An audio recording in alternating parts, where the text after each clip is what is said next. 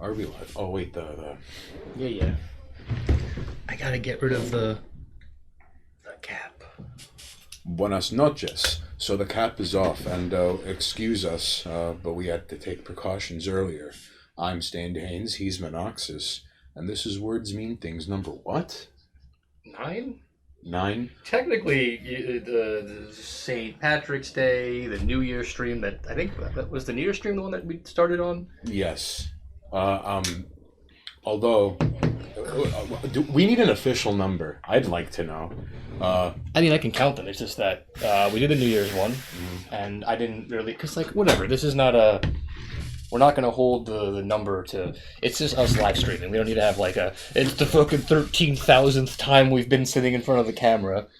But, because there's definitely been one stream, which I'm pretty sure I didn't put up, because it was, like, a short stream, and I was like, we kind of, like, didn't do much there.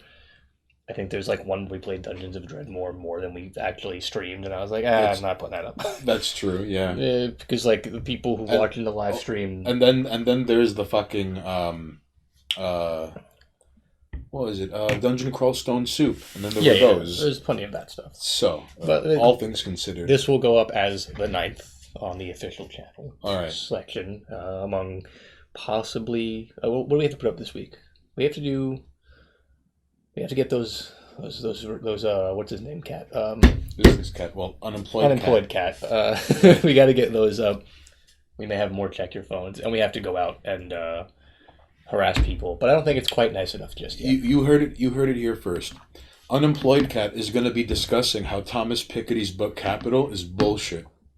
But unfortunately, business cat lost his job like a lot of other people did, with this soft reset, iconographed socio-political realignment ordeal. And he's not getting, I think he's decided not to go back to work just because it's not worth it. He can just kind of, sit on the outside and take jobs here and there instead of going back to working the day-to-day grind in the office. Like, no one wants to go back to that shit. Now he's just like a freelance economist offering his works to the highest bidder. What's good, John Woo? Advertisements? Let's go. All right. This stream is brought to you by Hellman's Brands Mayonnaise. That's good mayonnaise. Not a sponsor. Just anything that he says that this is brought to you by is not true. This stream is brought to you by Marlboro 27s. Why are they even there in the bodega? Not a sponsor, because please don't sue us. I don't know if that's how it works, but I'm going to do it anyway.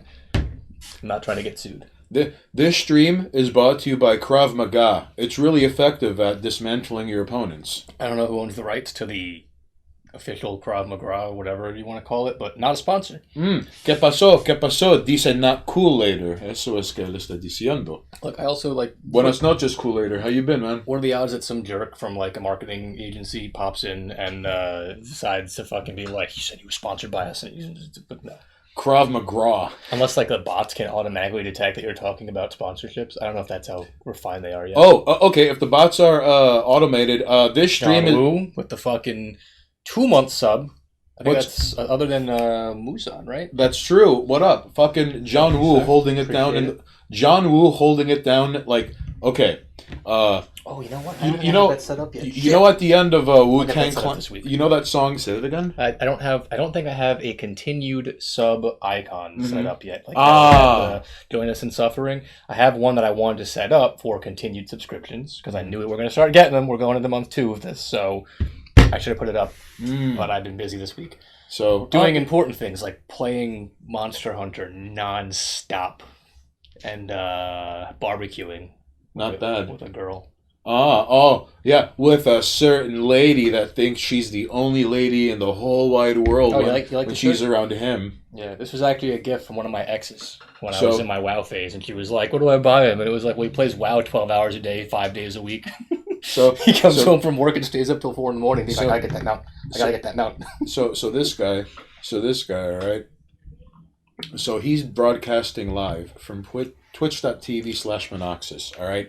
Now, John Woo is holding it down in the hood in the sense of, like, you know, at the end of that Wu-Tang song, Wu-Tang Clan ain't nothing to fuck with? And, like, I don't know who in the group is yelling it out, but he's basically shouting out, like, every hood from sea to shining sea. So that's John Woo's beat, all right?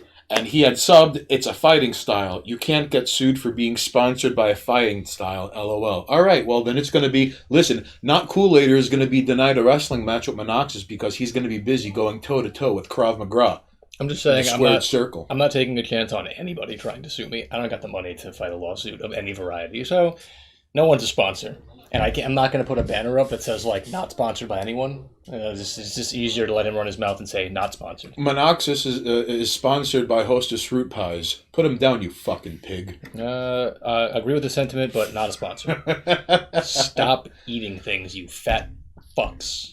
So 718 TV is sponsored by Pop-Tarts because, like, we've all eaten Pop-Tarts when we shouldn't have. Not a sponsor. Also, last time I had a Pop-Tart. You know what? I had a Pop-Tart flavored ice cream more recently than I had an actual Pop-Tart. I don't know. They didn't make it, and it didn't taste like a Pop-Tart. Okay. Before I even ask what Pop-Tart ice cream tastes like, how the fuck does this happen? I don't know. I don't buy ice cream personally. Family buys ice cream. I don't buy that kind of shit. Mm-hmm. But I was like, I kind of want something sweet. And I saw them in the freezer and was like, oh, it was like a brown sugar cinnamon Pop-Tart flavored ice cream. You know those fucking, those like strawberry shortcake, like crumble ice cream bars? I love those things. Oh, yes. Those little, like, whatever that is, like cakey. Like they have like toasted almond, strawberry shortcake. It was like that, but it was covered with like Pop-Tart gunk. Yo, if you're just tuning in right now, twitch.tv/Monoxus, we're in the fat ass stream because right now we're in real fat ass hours, and even though this guy is a certified personal trainer, we're talking about fat ass foods, things you shouldn't be like cramming into your fucking mouth, whether your talk hole, you know. I mean, hold on. To be fair, you can cram plenty of things into your mouth as much as you want and still not be a fat piece of shit. And this is off the record, not personal trainer speak, because if I was going to do this professionally, I'd handle it a lot better. But there's a guy, I forgot his name, he was a professor if I'm not mistaken, who spent an entire, I think it was 2 months, 2 fucking months eating nothing but like Hostess snacks and Oreos, but he ate them within calorie maintenance to prove that you can lose weight eating nothing but garbage. And he fucking did. And he was like, so that's the point. Oof. You have people who are like, I don't know why I'm fucking not losing weight. Calories in, calories out. It's that simple. You can eat nothing but fat, like McDonald's, but like don't eat over. You know, maybe that is why even in the hood you have people who end up in ridiculous shape, because despite the fact that you can't get things of high nutritional value in the hood, because listen, like we're fucking like John Woo's stomping ground, they got shit like Tropical Fantasy, but you can't get that in those fancy 24-hour delis in the city. You could go to the local Whole Foods, which every hood has now. Mr. Mystic Shorts, like, buenas noches. How are you, sir? Like 10 times the price for food. That's true. Because that's the greatest fucking trick I've ever seen. Is like, oh yeah, this new like lower income neighborhood. Let's put a Whole Foods and a Trader Joe's there. Whole Foods is marketed as like, oh, it's like come in and get like your, it's expensive as shit. Meanwhile, Trader Joe's, which no one wants to go to, it's actually kind of cheap.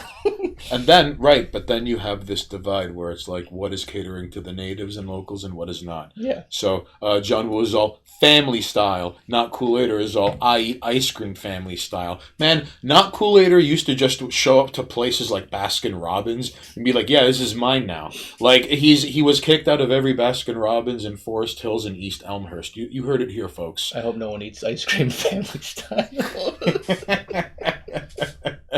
That shit's gotta hurt. I can't even sit down and eat a whole fucking like bowl of Sponsored by Kramer. Oh man, you know, for say what you will about Kramer. Not a sponsor. The very fact that the Iron Sheik cut a promo on Kramer. If and when you have an opportunity, look up the Iron Sheik cutting a promo on Kramer. It is funnier than it has any right to be. John Woozle, you can't get Everfresh in normal stores. No, you can't. What is Everfresh? I don't know what this is. John Woo. I believe it's a soda. Okay. I don't know what Everfresh is. If memory serves me correctly, the greatest drink to ever grace the hoods of America. Tell us, John Woo. Like, if memory serves me correct, like, is it a soda? I'd always thought it was like a soda along the lines of how like you could get Faygo in fucked up parts of the hood, even though Faygo is like synonymous with ICP and is usually delegated to the Midwest and shit like that. It's like wrap snacks in drink form. Okay. It's a juice. It comes in several flavors. Cranberry, apple. Everfresh. Well, I'm gonna look at what it looks like because I imagine I've seen it. But the name doesn't ring a bell. Although wrap snacks in drink form, come on. Why is not Kool-Aider working in like a writer's room right now? I don't know, man. He probably is, and we just don't know about it. We're going to be... Oh, no. Because, I mean, like how many writers are part-time former heavyweight champions of the Florida Man title? You tell me. Everfresh juice. All right.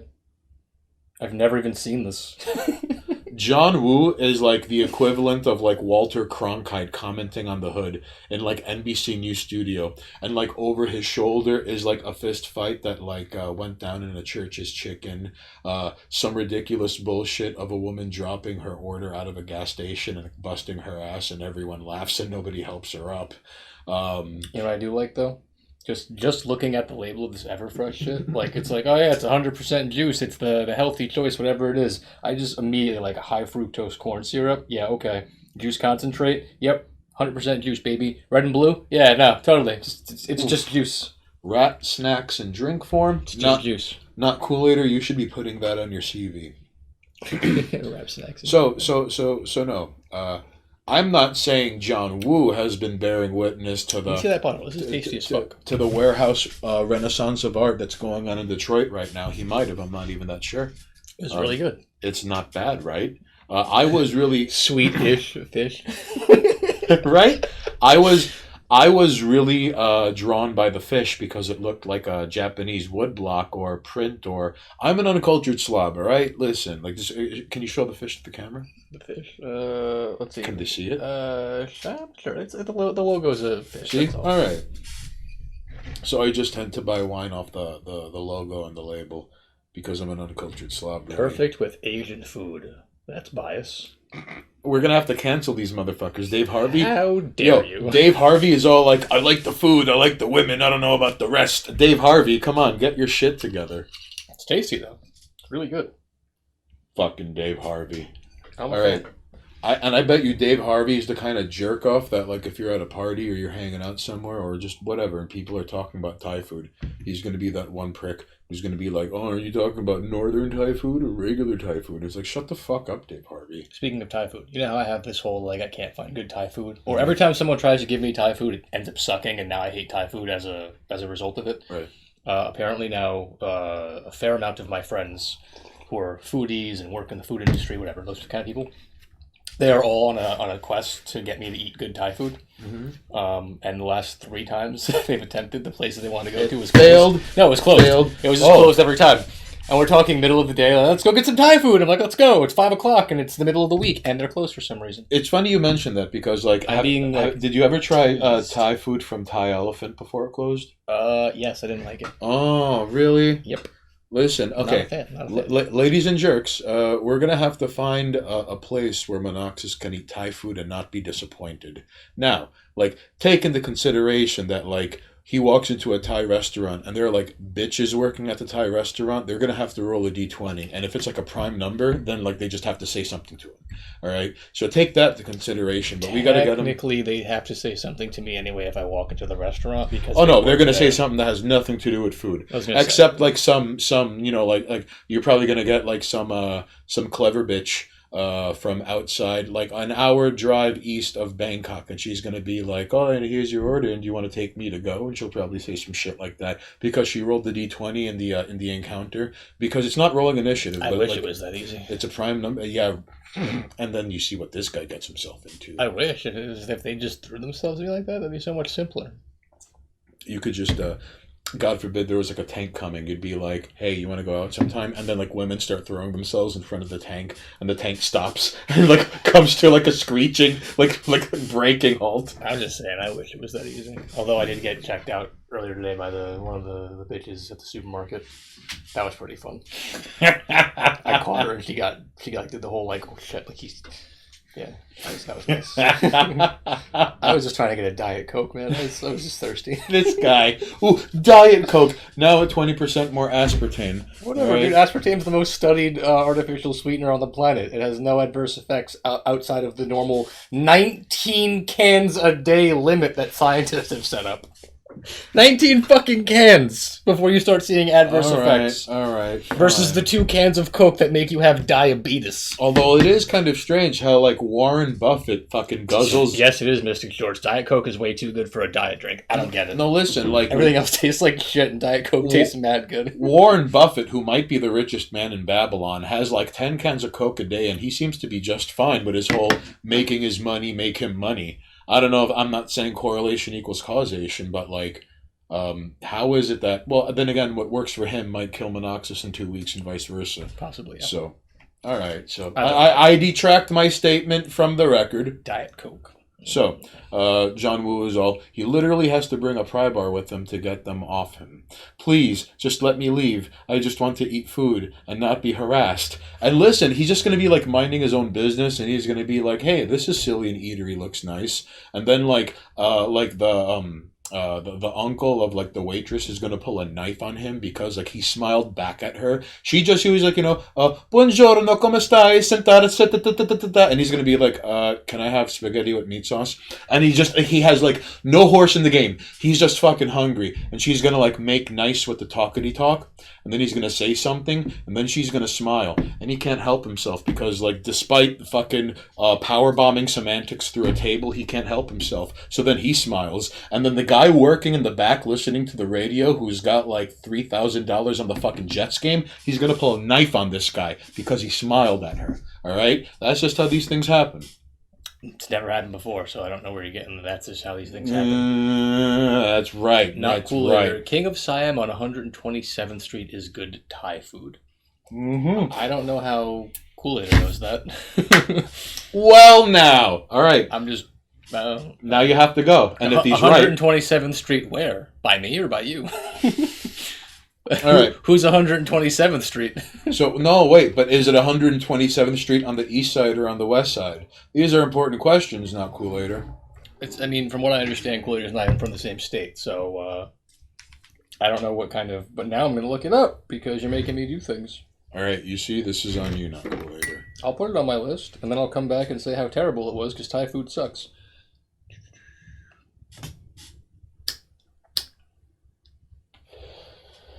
Not Kool-Aider is just going to give Monoxus a stronger sense of confirmation bias, all right? The joke's on you. There's no such place. I mean, there's a place called King of Siam in Nashville, Tennessee that's located on 127th Street, apparently. So, You son of a bitch. I mean, it popped up. It's the first thing that I see. I don't know. Not Kool-Aider is the ultimate wingman researching restaurants in your neighborhood for you. Oh no, Mr. Mystic Shorts, not Kool-Aider is going to lead Monoxus onto a 3-act play of like looking for the greatest Thai food in the world. Thai cuisine somewhere in Tennessee. Great. Now if I'm ever in Tennessee, I gotta go to this place. Who knows? Monoxus will end up being like a minor internet celebrity because he's going to be searching for like good Thai food in Thailand, and he's going to be in Thailand, and it's going to be funny because everyone's going to be like, oh, you're here in Thailand to just pay money for like, using a woman as a condom to fuck another woman. And he's like, I'm just here for the food. Like, and he's going to be like, it's going to be like Saudi Arabia, in terms of like stringiness, in terms of like, no, I'm just here for the food. You here to watch boxing? No, I'm just here for the food. Oh, are you here for the brothels? No, I'm just here for the food. Are you here for the beaches? No, I'm just here for the food. As if he is on some sort of pilgrimage to make his way to the Mecca known as good food. And this Hajj is going to go nowhere very quickly because Monoxus will end up becoming a minor internet celebrity. When some influencer is going to be doing a yoga pose on some beach where there's like mountains and islands and people live on like $14.33 American a day, and she's all like, yoga pose, oops, I fell, hey, haha, stories, influencer life, and he's in the background and he's like, shame on you, like. At this point, I'm going to start pushing those people over. If I see someone like doing a stupid pose and taking a picture, just start shoving them. You don't even gotta be mean about it. Just like bump them, you know. Monoxis is gonna find the best Thai food in the world in a Thai holding cell. Watch. Like he's gonna push like an influencer, and she's gonna call like the Royal Thailand Police, and she's like some like wealthy like influencer like Chomsky honk who has like over 1 million like followers on Instagram, and he's in like a holding cell, and like they can't charge him for anything. But then again, it's like police outside America make our police seem like Boy Scouts. So like. He's in this like dank holding cell, and they're like, "Oh, we gotta feed this guy," but they're also like, "Bro, this guy's swole. Like, what if he takes like 3 or 4 of us?" So they're just like, here you go," and he's like, "This is the best meal I've ever had in my life." And it's like, and they got the 11 spices just right in the fucking boat noodles. If it's like like going to Thai prison just to get good Thai food, just so I could stop saying that Thai food just sucks. I want to have that off of my list of things. Like, I can't find good Thai food, and I've tried multiple places and different dishes from these same places, and it's always just not good. Man, I mean, I don't want to say that's a you problem. I don't even have, like, I'm not a picky eater. I never have been. Wow. Wow, Monoxis, all that sex is a little excessive. Mr. Mystic Shorts, you have to, tell him what's what. I mean, like, listen, he is not in the wrong because he's in Thailand. Not like, you see, and here's the weird thing, like, the journey begins with, like, Monoxis making his way to Thailand. And they're all these, like, gross old dudes, and some of them look like chinless bike seat sniffers, and they're just awful. And then you have this, like, swole guy who's just minding his business, reading the Wall Street Journal because he forgot to pack a book, but he wanted to get something, but the New York Times is garbage. And he was like, wow, the arts and culture section in the Wall Street Journal is better than the New York Times. This isn't all just stock and, oh, wait, here are the stocks. All right? So then he gets off in, like, Bangkok International. Read the paper? Out of your mind, the internet exists. Not Kool-Aid goes, oh, let's go Kentucky, the land of 10,000 cousins. Mr. Mystic Shorts and Not Kool-Aid are going to like combine forces and get footage of Bigfoot. But it turns out, guess what? There's not just Bigfoot. There are Yeti. There are Sasquatches out there. There's not just one. We just call that one dude we caught on film Bigfoot. I don't know about that. But then again, I'm not a believer in the Bigfoot, so. Fair enough. You have to show me evidence, and that is yet to be shown, so. I would like to believe. I would like to, much like I'd like to believe in most things, but without, evidence, fuck off. I don't want to hear about it. You can't prove it, you can't prove it. So, let us, here at twitch.tv/Monoxis, you heard it here first. So, Monoxis, taking a page out of Christopher Hitchens' book, say what you will about him and what he said about practically everything. He once said, that which can be asserted without evidence can be dismissed without evidence. Yeah. And, where's the lie? It's a hard thing to argue against. Just saying, as far as Bigfoot goes, I'm good, thank you.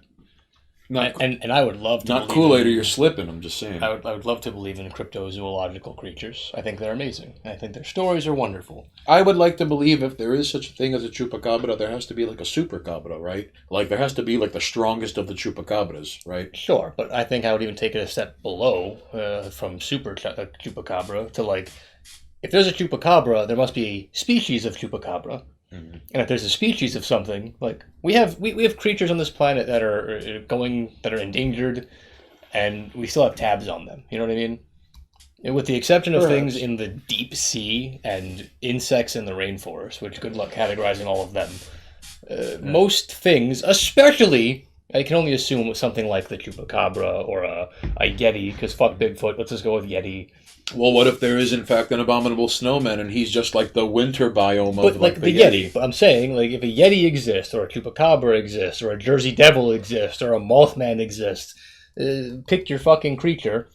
If it's Terran, it's not an extraterrestrial that popped in and was like, yo, what's up on the Mothman? Or what if it's, like, extraplanar? Or, sure. Like, what if... I'll take extraplanar, too. But if it's Terran, there would be more than one of them, and they'd be, like, captured on film.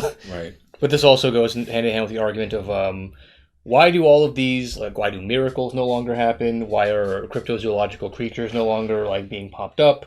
How come there's no discovery of, like, mermaids and megalodons and all these things? Because there's still footage of UFOs getting leaked. Well, because UFOs are the most probable thing that is actually out there. Right. But miracles from religious sources and cryptozoological creatures don't pop up anymore because cameras exist. Well, every once in a while, here's the thing. Still, every once in a while, like, you do get the occasional odd blood offhand. Like, oh, this statue of Mary cried blood in some church, and like, but that's been happening for like hundreds of years. I don't recall the last time that did happen. All right. Now it's like Jesus' face showed up in a tortilla. I've also like now it's someone chopped down a tree, and like it's fucking Jesus, man. Yeah, the last time and even a lumberjack who chopped down a tree will say that used to happen for a while. The last time I heard about something like that, I think it was because of some flood, and people said they saw some imagery and shit, and then people came to investigate, and it turned out like it was a hoax because it was set up. I haven't heard of a single miracle or cryptozoological creature in recent history that wasn't set up into some degree. All right. Now, on one hand, yes, the prevalence of cameras does play a factor into this, but like Mumbo Jumbo Times was like a hard reset, and like not like okay, Mumbo Jumbo Times was like, all right, there's stuff like the atomic bomb, but like the neutron bomb. Do you know what a neutron bomb is? Yes. Well, ladies and jerks who are watching at home, a neutron bomb basically like it keeps all the structural things in a target intact. It's just that like anything living is like rippled and liquefied. Organic matter is just eradicated. So, Mumbo Jumbo Times is like a neutron bomb, and we're like, listen, like people still have to pay bills and keep the lights on, and some people still go to work, and some people are still doing hood rat shit in broad daylight, just like a 17-minute walk away from where people pay a lot of money to be on a high floor away from it all. All right, so this is all still happening. It's just that I too have listened to Dead Kennedys. Aha! So you see, Mr. Mystic Shorts is all like, kill the poor. And I endorse this because that gets more neutron bombs, and then the real estate prices are going to go down, and then we got to thin the herd. Mr. Mystic Shorts is on board with this, all right?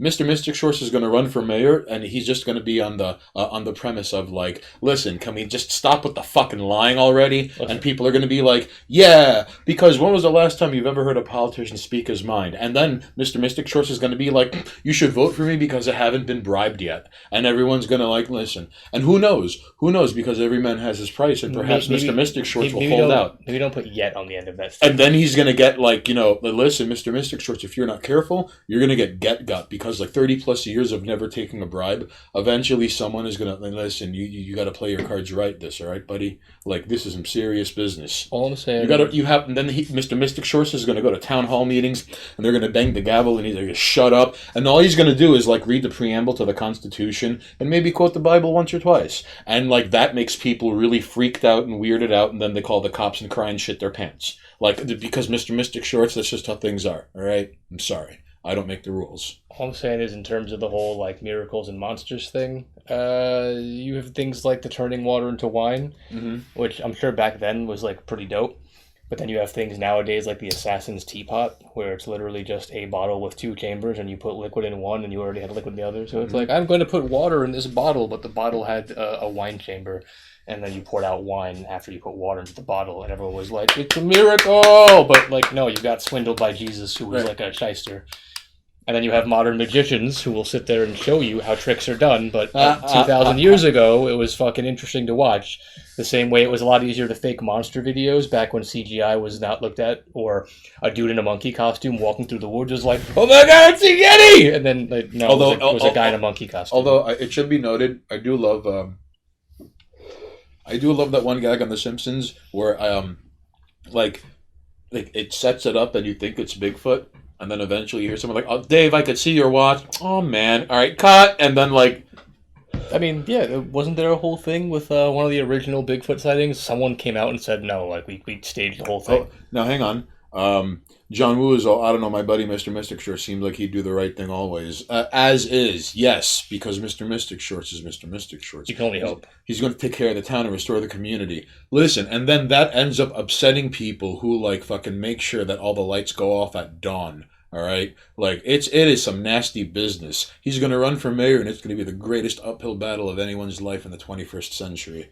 Dang, thanks for the advice, Haynes. I try, and I really like how he puts the accent mark over the E, although the H should be lowercase. It's just Stained Haynes is lowercase. It's not your fault. You didn't know, and you shouldn't hold things against people that they didn't know about. That would be like, that's like if I were angry at John Woo for the sun not being out at midnight. There's going to be a pop-up from the Autobot that's going to have Stained Haynes capitalized, because I still haven't changed it.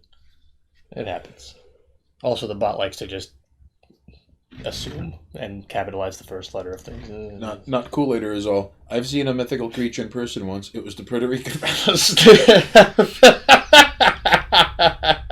It was some guy named Raul on 183rd Street in Bronx. It's pronounced Hanez. It's Spanish. It's a Spanish. Hanez. Buenos tardes, me llamo Hanez y está mirando aquí en twitch.tv/Monaxis. Stained Hanez. Al próximo en Telemundo estamos mirando la gente que va a morir en Live Leak. El primero en el mundo aquí viviendo. Luis J. Gomez is what he called himself. Never ever saw him again. Oh, the Puerto Rican rattle. Are there rattlesnakes in Puerto Rico? Wouldn't know. Never been. Probably won't ever go. To be fair. Oh, I don't blame you. Did you know that if Puerto Rico joined the United States, it would be the poorest state in the Union? Like, you think we have third world conditions in America? Because we do. You think we have third world conditions in America? We have third world cities and towns. It's even worse in not whole states. It's even worse in Puerto Rico. And what's crazy is that like Puerto Rico has no say in the legislation and laws that are enacted because it's a Commonwealth. Like, fuck you. Okay, yeah. I mean, whatever.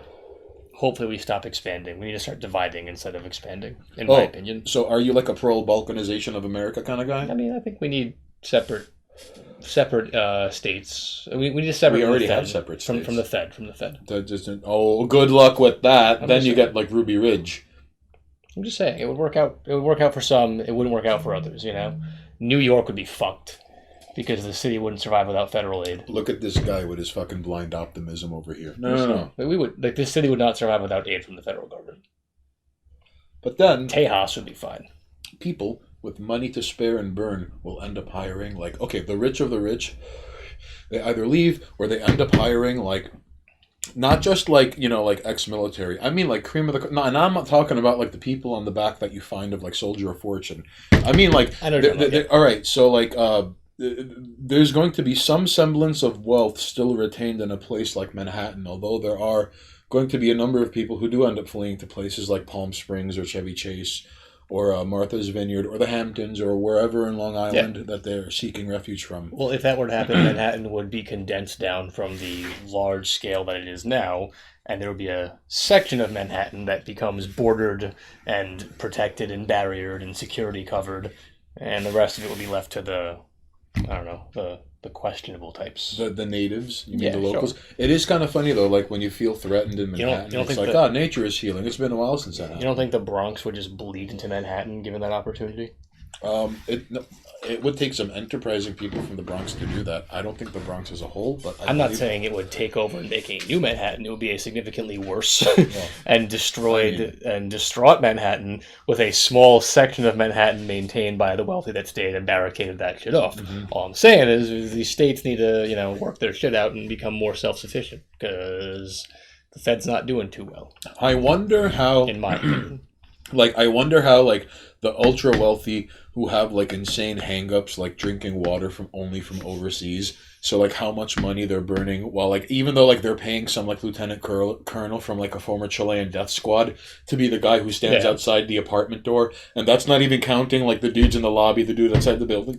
And not just their dudes, the guys who but the building, but everyone else's dudes. Mm-hmm. So in spite of all this, it's that guy still refuses to drink water from anywhere outside of this one place from France. And, why would they? And those are going to be some of the people who will be left if, God forbid, shit goes south and the Fed isn't there. The federal government isn't there to prop up Manhattan, and there's wealth in Manhattan that is beyond offensive, ladies and jerks. A similar thing would happen to California without. They're already eating themselves alive, and they have assistance. Although imagine if they had no assistance, and not just no assistance. Imagine now if they had no one from the federal government. Give Cali to Poseidon. Imagine if California didn't have anyone from the federal government paying attention to them, and the ridiculous scumbags that are over there had the ability to actually overthrow and attack things, and no one cares. There's no National Guard. No one's coming to save you. Right. 40% of your population are just fucking scum. Then good luck. Then it would turn into Mad Max. No, that's what I'm saying. Although California has its own specific ecosystem and kind of has like weird stretches of like, imagine California had no assistants. Stop giving me a bone. Not Kool-Aider. He's just saying what we're thinking. Yeah. Listen, because like California, listen, it's not just LA and San Diego and San Francisco. Like Northern California has quite a bit of like natural woodland and like rolling hills, and then there's a ton of fucking desert in California. Yeah. And then there's like San Diego is like 7 minutes away from Tijuana. Well, the cities is where it would be fucked. Right. That's like most places. Oh, the borders would just be overran. Yeah. Like, oh my, the San Diego Tijuana border like would just turn into this 24-hour PvP zone. People would have to just vacate San Diego. There's not the border between Tijuana. Are you kidding me? If there was no San Diego, if California had to rely on itself, like its own militia, to protect itself from outside forces because the federal government was no longer involved with them, the cartels could take California over in months. Yeah. Well, months. I mean, no one ever brings up Once Upon a Time, and if I'm repeating this, like, please excuse me and stop me, but like El Chapo's son was busted out by dudes with 50 caliber machine guns in the back of fucking Toyota pickup trucks. Yeah. And like the people GTA 5'd El Chapo's son out of a fucking prison and bounced. Mm-hmm. And that is with a border between Tijuana and San Diego. So without that border, you're just gonna, you know how you see like Russian dash cam videos and it looks like GTA? Yeah. That, but wide scale and with a lot more guns. Except to certain places like Texas is fine. Although I wonder how. Although I do think Texas in that situation would have a full scale border war. Oh no! Like there would. Okay, first of all, like the Texas Rangers would show up. All right. Then because Texas is an entity unto itself. Yeah, but right. Everyone talks about how if these states all like seceded and became their own thing, like Texas can be self sufficient. The problem is Texas then also has a border war to fight almost immediately. Right. So sure, but so does California. Yeah, but California can't defend itself. Properly, anyway. I think Texas could potentially win. Potentially, yes. Although they might get overrun by an entire country's worth of cartels. No. But herein lies the problem with Texas, though. Okay, number one, there are people who volunteer their time and their energy with zero pay at all that patrol the border armed to the fucking teeth. Sure. And they work hand in hand with actual border patrol, and like they're kind of like deputized in an unofficial sort of way. On top of that, an armed society is a polite society. Now, on one hand, sure. But we're not talking about Texas versus Texas, or right. Texas but versus just hear me other out. states. We're talking about Texas versus we're just saying, the Mexican cartels. If any state has to deal with Mexico, Texas is the best, and this is why. 100%. Because, like, there was this thing, I'd like to believe it was from Texas, like a guy held up a store, and the 3 customers who were in the store all drawed and shot on this guy. Like, best in Texas. So, I believe, number one, the Texas Rangers would just show up and mobilize. All right, immediately. Yeah. Number two, if every state becomes its own thing, there are military bases in Texas. There is oil in Texas. There is cattle in Texas. There is the Gulf of Mexico in Texas. It has a lot of enough self-sufficient interests and where people will want to do business with it naturally. Yeah, of course. It is self-sustaining. And reminder that they have military bases in Texas, like multiple military bases in Texas. So if any state has a leg up, it's that. Like, yeah, it's. All I'm saying is, I've heard people talk about how if it happened, Texas would be so well off, and it would immediately become its own like powerhouse for itself. It would become the independent Republic of Texas. But then it would also immediately have to deal with the backlash of the South being like, "Wait, you're not protected by your country anymore." Right? And now you're being invaded. But what's to stop Texas from taking like Alabama, Georgia, Louisiana? Well, like all I'm saying is, it wouldn't be the smooth sailing that the Texans believe they would have, where it's like, Florida will be just fine. No, you won't. You'll be fine as long as Mexico doesn't decide to go, we want that land. You know, it'd be funny if every state became their own. Florida, nothing would change. It would still be the same fucking thing. Nothing would change. Just Florida. Yeah, I mean, there are a few places I think in the Midwest that like not much would be different. More or less. I mean, like I imagine places like Iowa or like Ohio. Montana. They would maintain the same relationship with their borders. Like, if every state still became its own, Ohio State will still be the bad guys of college football. If there's college football, Well, I think In this scenario, would there be college football? that rival. No, watch like if there are or would it any, become skirmishes? right, but here's the problem. Like there are gonna be skirmishes, and like there are dudes in the back of pickup trucks with like fucking Browning machine guns coming in from Ohio, and like they have Ohio State like jerseys on. Yeah, that's what I'm saying, and like there's one guy with a Cleveland's brown shirt just fucking going at people with a hatchet, like because like it's a different breed of people from Ohio. Yeah.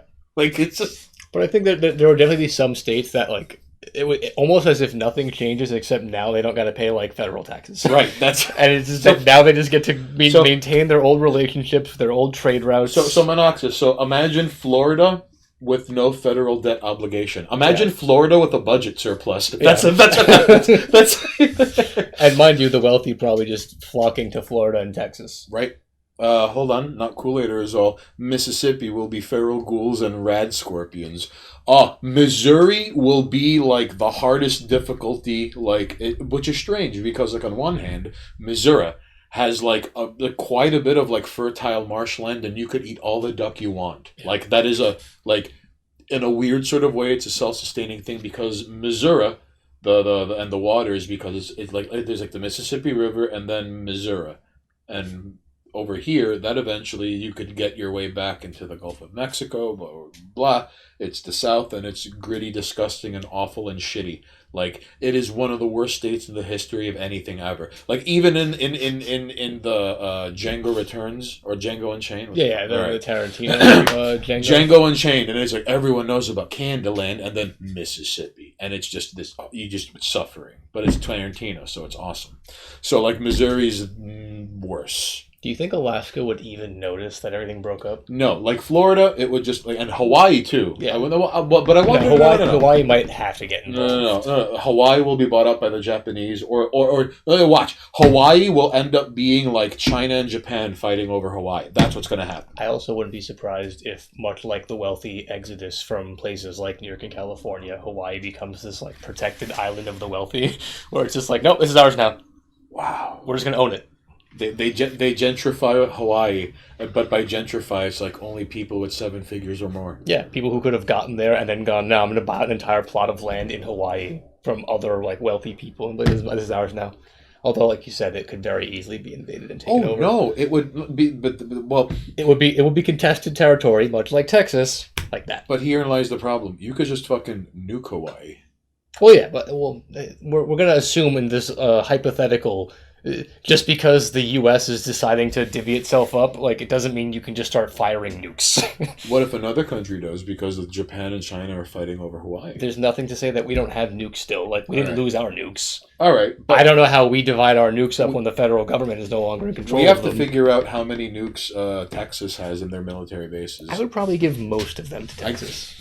To be fair. If anyone's going to defend us...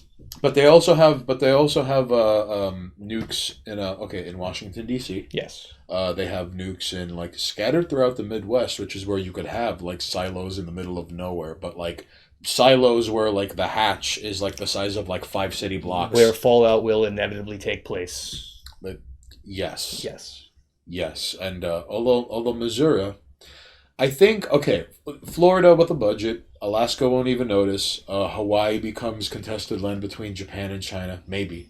Or it becomes like the rich, ultra mega, like, because it would behoove you to invade Hawaii. That's like as a jumping off point. Right, like logistics wise, you would need armored fleets and shit like that. And the powers that remain in Washington that were part of the old federal government would probably make a hard push to take Hawaii. Right. So they have that side.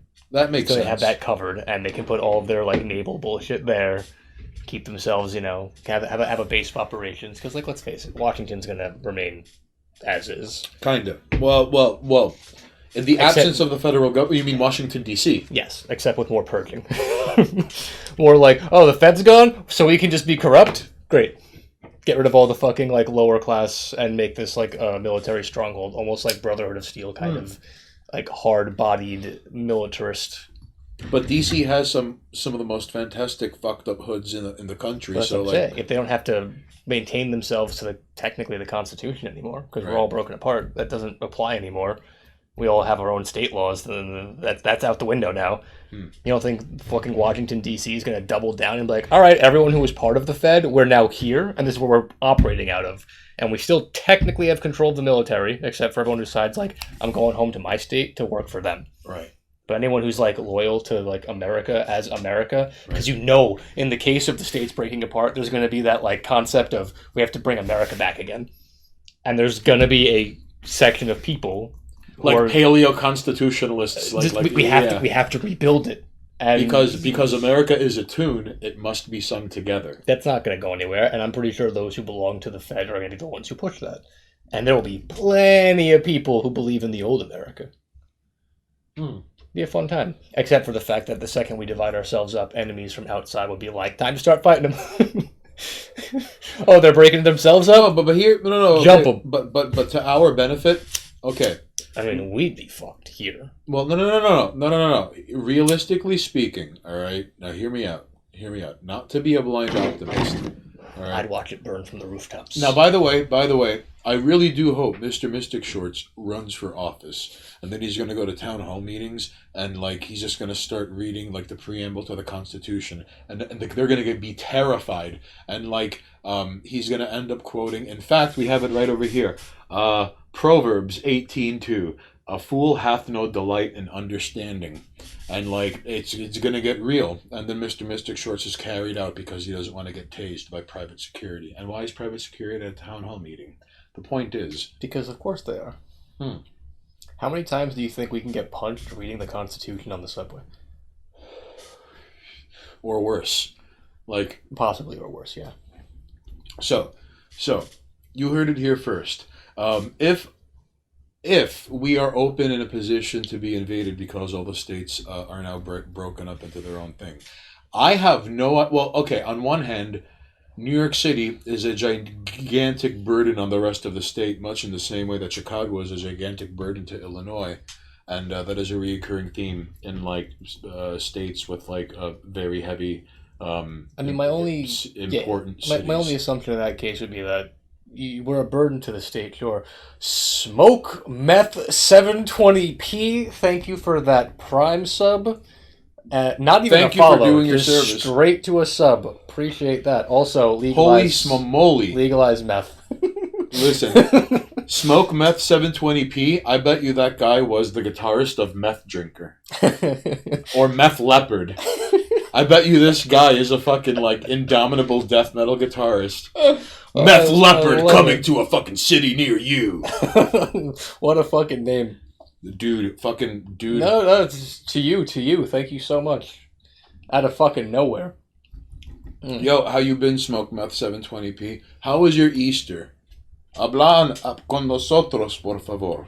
Queremos saber qué está pensando.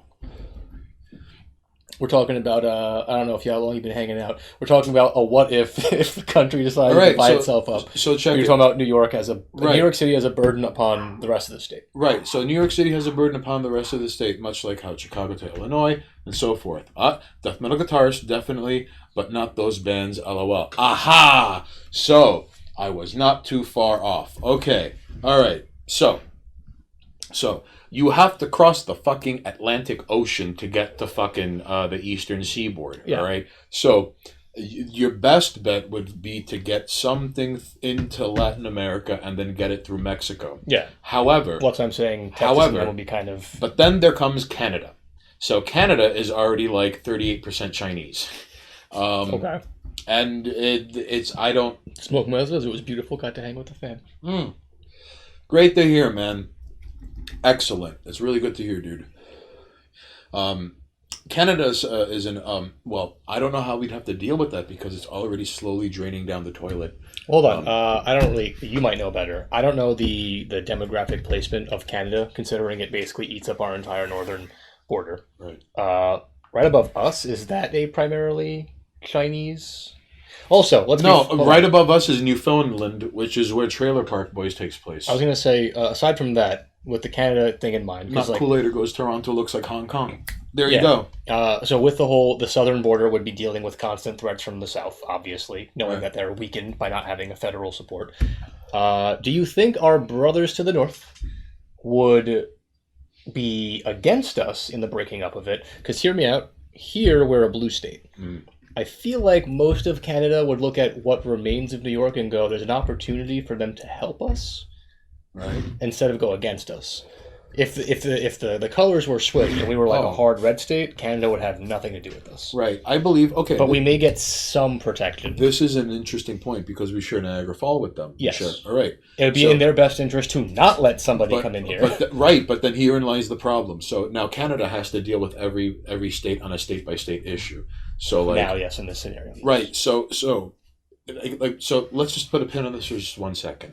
Let's say Jersey is just as desperately in aid and in need and like is cozying up to New York in hopes of getting something like let's not forget from Canada via New York because fucking Jersey. Let's not forget. I wonder what would happen to Jersey in this scenario. Oh no, the tri-state area, the Pennsylvania, Connecticut, Jersey, New York. I guarantee you, even though we all like divided up, there'd be a very easy Jersey, Pennsylvania, the Connecticut. We're all still I would like to believe that the tri-state, much like the New England area would be like no, we're New England now. Right. I would like to believe that the tri-state area would be like some Romance of the Three Kingdoms bullshit because we have nothing to gain, like invading, as long as the tri-state area doesn't fuck with itself, which it doesn't. You know what I mean? You don't think it would become like? I don't know if we would call it new something, but considering Jersey, Pennsylvania, New York, Connecticut, just New York. They might adopt New York as a single. New York West, New York South, New York East. Much like how New England would become New England. Still New England, right. Except they officially chop it up and go, no, now we're all just one. And then Mr. Mystic Shorts is going to be driving up and down New England, and he's going to make sure to stop at every fucking Dunkin' Donuts to remind people that you too can vote.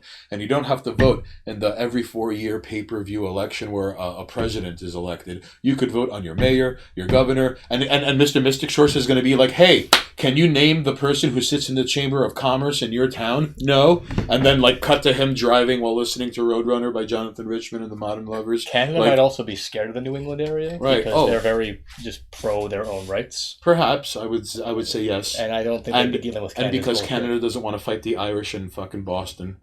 Much like we don't want to go up against. We have to be really careful that fucking Celtic fans and Browns fans don't unite and become this roving band of Mad Max bandits that just fucking destroy everything in their way like locusts. We gotta drop a map of this one day.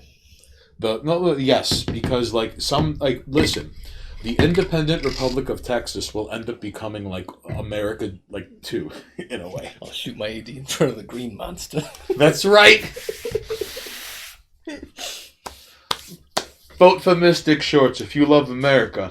Texas would definitely absorb a bunch of places. Much like I think, again, New York would absorb things. With the iced coffee from Dunkin's. That middle of the road, 5 out of 10 coffee.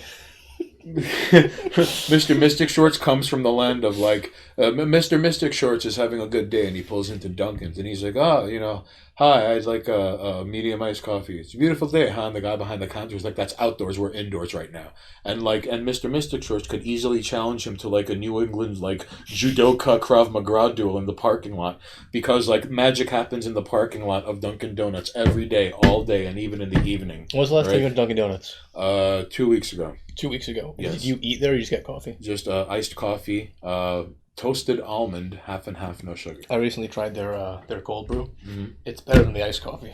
Really? I mean... You heard it here first. If you go to Dunkin' Donuts, get the cold brew. All right, now I'm going to have to fix my shit and get cold brew. I mean, if you like cold coffy, I could...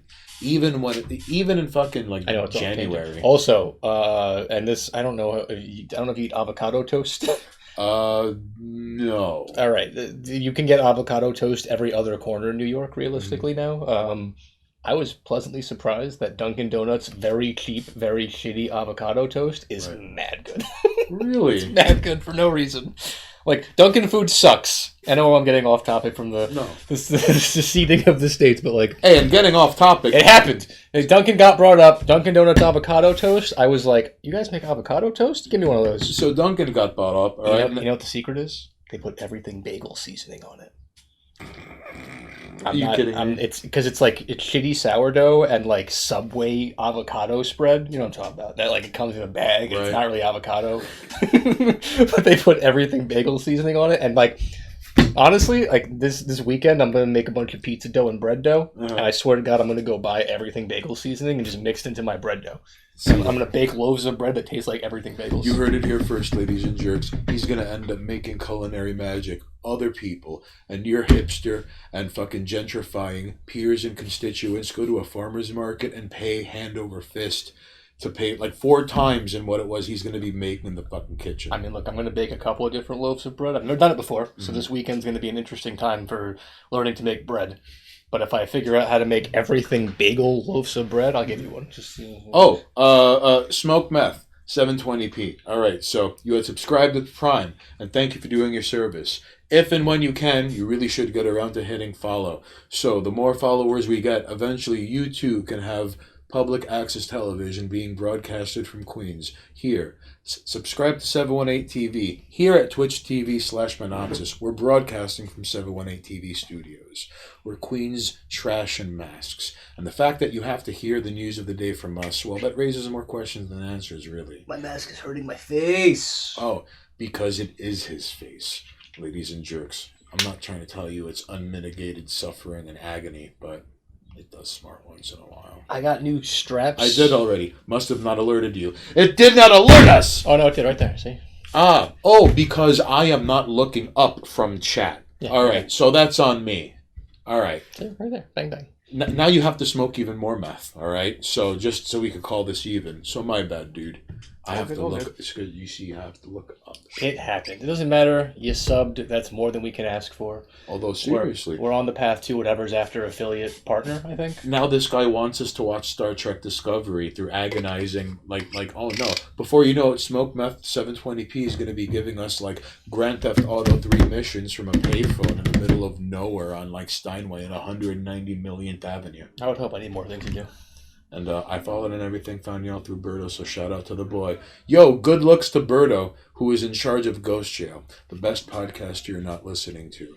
Listen to Ghost Jail, our most recent episode. I was giving him an ear beating over 5. Right before we started working on getting the stream up, we were listening to Ghost Jail stuff. So, it's not just saying, hey, go check it out. No. I get to sit down, listen to it, and enjoy it. So there's a lot of cool shit on there. And if for some reason somebody in this chat hasn't already checked out Ghost Jail, that's a you problem. Go fucking check out Ghost Jail. It's really good. Hopefully one day I'll get off my ass and I'll submit something worth actually putting on there. Yeah, when he's not busy hitting one of the 183 matches he has on Tinder where he could just easily be like, hey, teach me how to bake some bread. And she's going to want to turn this into like a 4-day vacation where she has this insane Sex in the City fantasy in her mind that she has to unfold. And he's just in for like, show me. And then like 2 days later, then he's like, all right, now you're going to show me? This guy is a savage. And we have to get him off his ass and submit to Ghost Jail, but that's neither here nor there.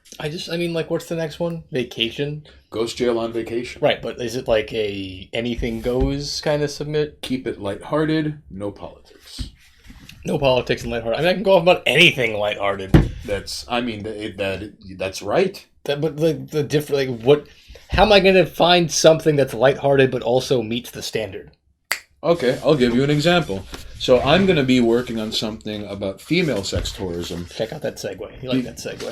Because when people talk about sex tourism, because Berta was like Ghost Jail on vacation, and I'm like LOL sex tourism, and but when you think of sex tourism, you think of like gross old dudes getting on planes going to places like Thailand, Philippines, Cambodia. I think of gross old women going to Jamaica to get dicked down by like 6'8" dudes. Who don't speak English, but just know that like a certain amount of money equals a certain amount of like bang time. So I don't know if the camera can like see that, but you see these are like the countries of like origin, and these are like the destination countries. You see, I took notes, and now we're gonna get to what Monoxis just said. All right, so you can buy your ego back at the expense of someone else's health or happiness. Mm-hmm. So like no one ever talks about how 71% of the old Crohn's. Greece is a big one. Greece is on the list. That is true. Oh, right here. Hold on. Countries of destination.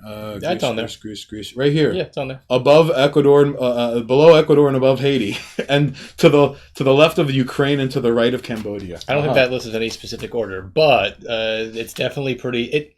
it's detailed. Because when you think of sex tourism, no one ever talks about like Nordic sluts going to Greek beaches to get banged out by dudes with like fucking gold chains that wear them to remind them where to stop shaving. When you think of like sex tourism, you never think of like Japanese women going to places like Morocco or Bali to get dicked down by people with darker skin than them. Like you never. These are. So, I mean, you said you have personal experience. I believe you said visiting like what was it? Cuba? Yes. And you saw like in the airport, you would see like women with cottage cheese arms. Now, I had to enter through Canada, by the way, all right, because you cannot enter Cuba, like because of that whole embargo up until like Trump had eased up on certain things. God bless. But this was like the Obama years when like people weren't hip to drones, so you could only enter Canada due to this embargo through Mexico or Canada. So I went through Montreal. It's a long story, but the point is, on the way out in Jose Marti International, which is funny because they have a flag of every single country, like up in like where you're waiting to get your flight to get out, where you enter, and the United States flag is there, and like in spite of this entire ordeal, they have to be it's still there. The whole embargo is, and it's the only time in my life I'd ever seen my flag outside my country, and it was like The whole embargo is just old news anyway. But it's still there because it's archaic, and to admit they were wrong would me. But the point is, you would see old, gross white women from like Canada, Australia, like the Netherlands, Germany, like and you could tell the different dialect between like Austrian German and German German, and they're just sobbing and crying jags into the faces, the chests of these dudes with faces who looked like they were waiting for a bus that wasn't coming, and you would see them like console this like fucking ham galaxy or this like older broad. Like a few of them looked okay, but it was like, I get it, you're going to another country that's much less developed and exploiting the dudes, and they don't think it's prostitution because like, hey, I'm gonna buy you clothes and I'm gonna take you out to dinner and I'm going to bring you back to my hotel room, and that's not prostitution. So they see it as like romance tourism instead of sex tourism. And while we're on topic, this is what you're going to... All right, so look. So on Ghost Jail... Don't give them too much. So on Ghost Jail, it's going to be all like, call it what you will. I'm not here to debate the overlooked parallels between male and female sex tourism and how it reflects and reproduces weakness in existing theoretical and common sense understandings of gendered power and sex tourism. I'm just here to sell you a package deal. So you had Black Lives Matter on your bio, so that means you're going to be privy to like Kenya, Haiti, Jamaica, Tobago, because you'd think in Trinidad and Tobago, Trinidad is where the action is, and no one talks about Tobago for that reason. So I'm just here to sell you a plane ticket and book you to a 3-star hotel, and like, I mean, I get my handler's fee, right? So listen to Ghost Jail. It's the best podcast you're not listening to. Knock, knock. Who's there? 9/11. 9/11 who? You said you'd never forget. Nah, nah, nah, nah, nah, nah. Actually, my old friends has BLM in their bio, and they wouldn't let me smash. Just throwing that out there. Yo, really? Yo, John Woo, that is some ugly, disgusting shit. Because you see how performative you could just have like 3 letters on your bio, and that's all you have to do, so you could pass the like weird subterranean neural surveillance grid of like can and cannot persecute. And that's what they're doing. It's all yakety yak, John Woo, even in this post-digital age that we're approaching. I'm sorry to hear that. It's all yakety yak. At this point, I think, weirdly enough, you know what's kind of funny? There's plenty of, like, I mean, like, obviously, I think I've made this point on previous streams that, first of all, I'm off the whole online dating thing. Wait, hang on. Is Smoke Meth 720p the 67th follower? 66 followers. Ooh, my man got dubs. All right. Yeah, check 66. I'm miring those dubs. All right. Smoke Meth 720p. Smoke Meth 720p. Is there anything you'd like to plug? Let us know. Is there anything you're working on? Is there anything you're death metal guitaring to? Like, give us some names. Tell us if you're seeing live. Let us know if you're going to be throwing hands while Extortion plays in the background in a montage. Either way, what the fuck was I saying? Right. I'm off the online dating thing, but yo, when you saw the people with like the BLM shit, like I personally avoid politics in bios because I don't want to have to sit down with someone for a drink or a coffee or dinner and they don't shut the fuck up about like current events and politics. It's right, because when you see those things on their profiles, they're like walking topics waiting to be exhausted, right? But it's incredibly funny to see like how easy it is to get these white ally girls with the BLM stuff if you just are a white dude with BLM, and you automatically get brownie points for also being a white ally. I'm not saying I've done it. because I wouldn't, because I hate that. It's like a bizarre, multifaceted. That's just gross, and it's something that they lend themselves to and perpetuate. You know how many girls I've seen where it's just like they keep talking about all this pandering nonsense to like social issues, and if you just mildly agree with them, they will immediately like +10 to your scores. Oh, look, he also panders to this shit.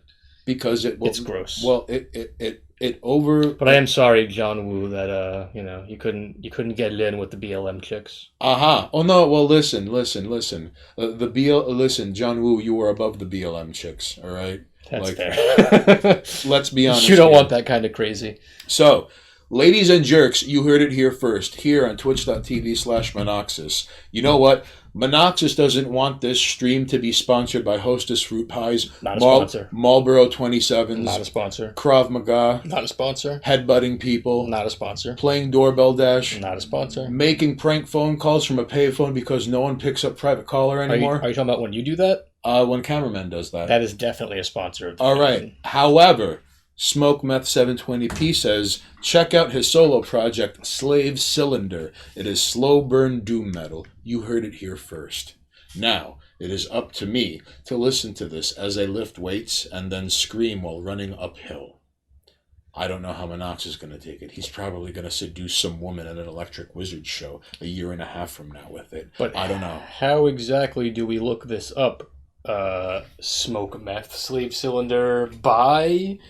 I can't imagine. I mean, unless your fucking your artist name is also Smoke Meth 720p. If it is, that is commitment I can relate to. Good on you. Which, I mean, I'm more than happy to look that up. But you just let me know where I can find that. I would love to see and like imagine like some fucking film is made and like soundtrack by Smoke Meth 720p. Like, oh shit! I think I hit the tripod on the camera. You kicking things? Is it okay? I didn't. Are we good? Yeah, look fine to me. Okay, hold on. Okay, there you go. It's fine either way. You saw that, right? Yeah. Fine. My bad. No one saw that. So, how do we find Slave Cylinder, good sir? We're going to have to be blasting it while Monoxus is driving on the Long Island Expressway on the wrong side of the road at 4:14 in the morning with the lights off. Slave Cylinder stream on SoundCloud. All right. I'm assuming I got the right one. I like how the font of Slave Cylinder is similar to like the Debt to America flyer I have. I dig the font. I dig the logo. You, Mr. Mystic Shorts, you missed us getting Smoke Meth to promote his or her or their self.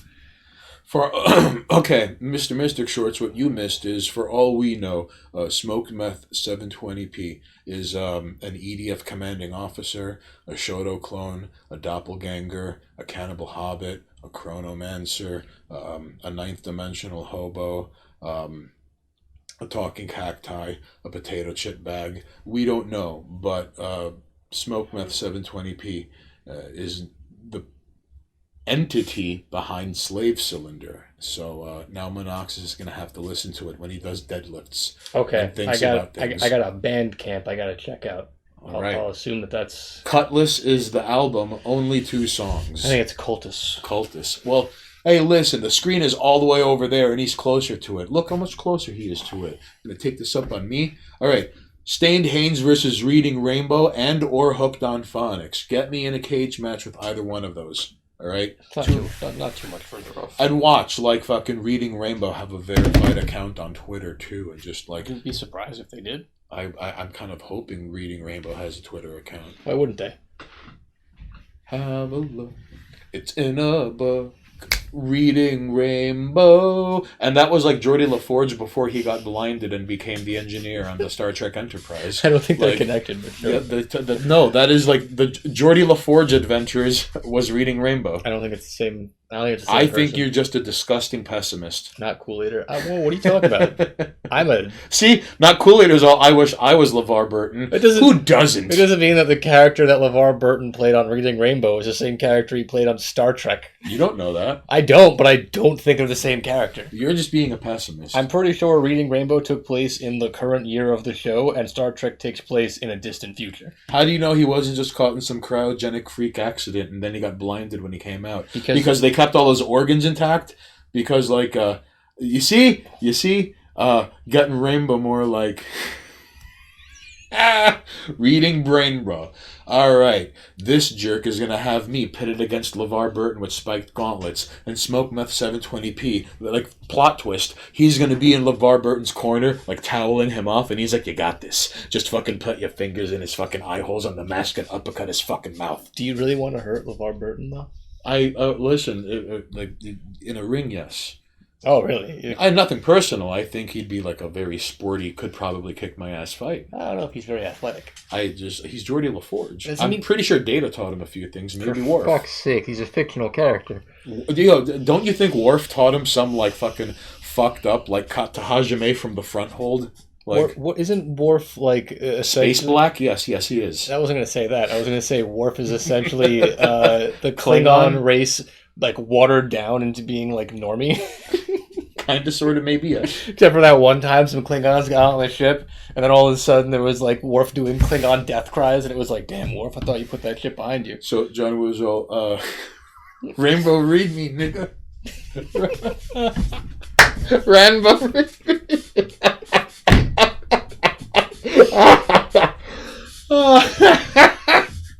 Yes.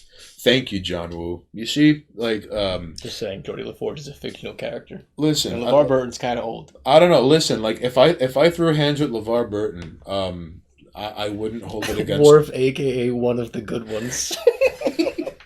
I wouldn't hold it against John Woo to sucker punch me because I'm throwing hands with LeVar Burton. I wouldn't hold it against him.